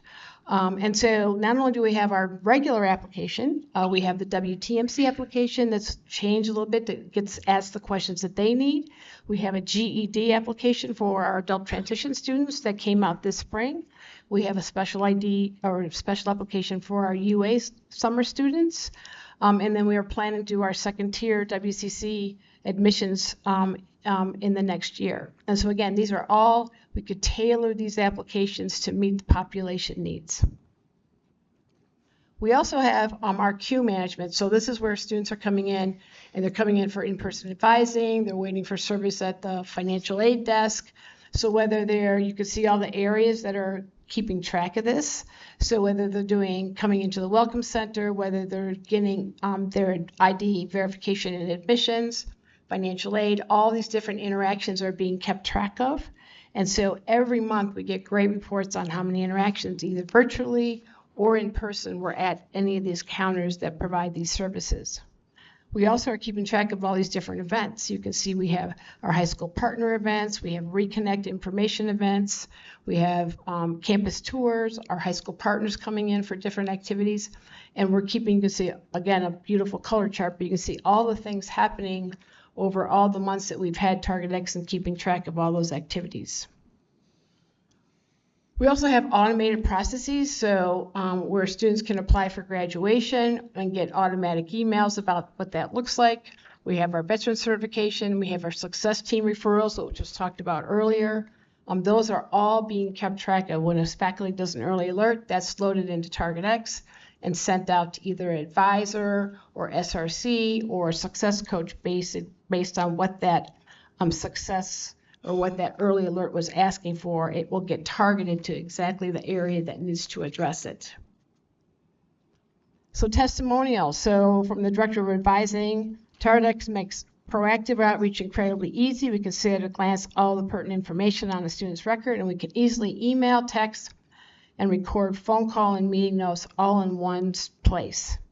From an advisor, TargetX has truly transformed the way we as advisors communicate and guide our students. Now advisors don't speak of before the pandemic and after the pandemic, they refer to before TargetX and after TargetX. And from a coach, we have, TargetX has been a game changer to how we can document activity with students. So the coaches can go in and see, was there some guidance from financial aid? Was there some guidance from an advisor? And work with that student to get that barrier resolved to help them be successful. We now also have a testimonial from Teresa Busey, who was our faculty speaker at graduation, but also the department chair. And you can see there how much she's used TargetX to help with when they did their accreditation and how they use it to track the students and to provide support for their students in the nursing department as well. And so there's a discussion item, and so we are recommending approval of a 3-year TargetX software contract renewal in an amount not to exceed $302,100, which will be, it's got the total, Ruth, $100,700 billed annually. So again, this is a flat amount, flat contract, and actually the price of TargetX did not increase from our last 3-year contract. So which doesn't happen very frequently, but do you have any questions? It's very clear that TargetX helps with student contact and so forth. Has it helped with administrative decision making about maybe the number of advisors or the usefulness of the help desk, or you see what I'm trying to get at? Is it help you make decisions about personnel or style or whatever?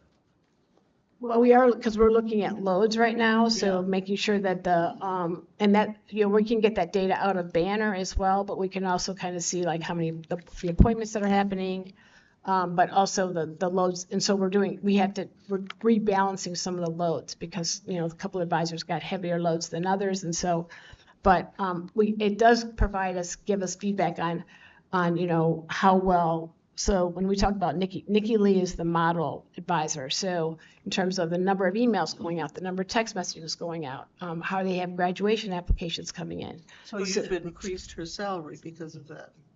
Yeah. I have a wonderful union, and I'm on a union tax. So, but that's, I think, and so using that tool to provide feedback of here's some optimum ways that we could do this, and Nikki Lee does it very well. So giving kind of helping with other advisors and saying, hey, you might want to try nudging for, do you have your books? Do you have, are you ready for midterms? Have you applied for graduation? So we're using it. So there's a lot of data that we get out of there, a lot of reports. So it's very helpful. Trustee DeVarty? When is this contract slated to take effect?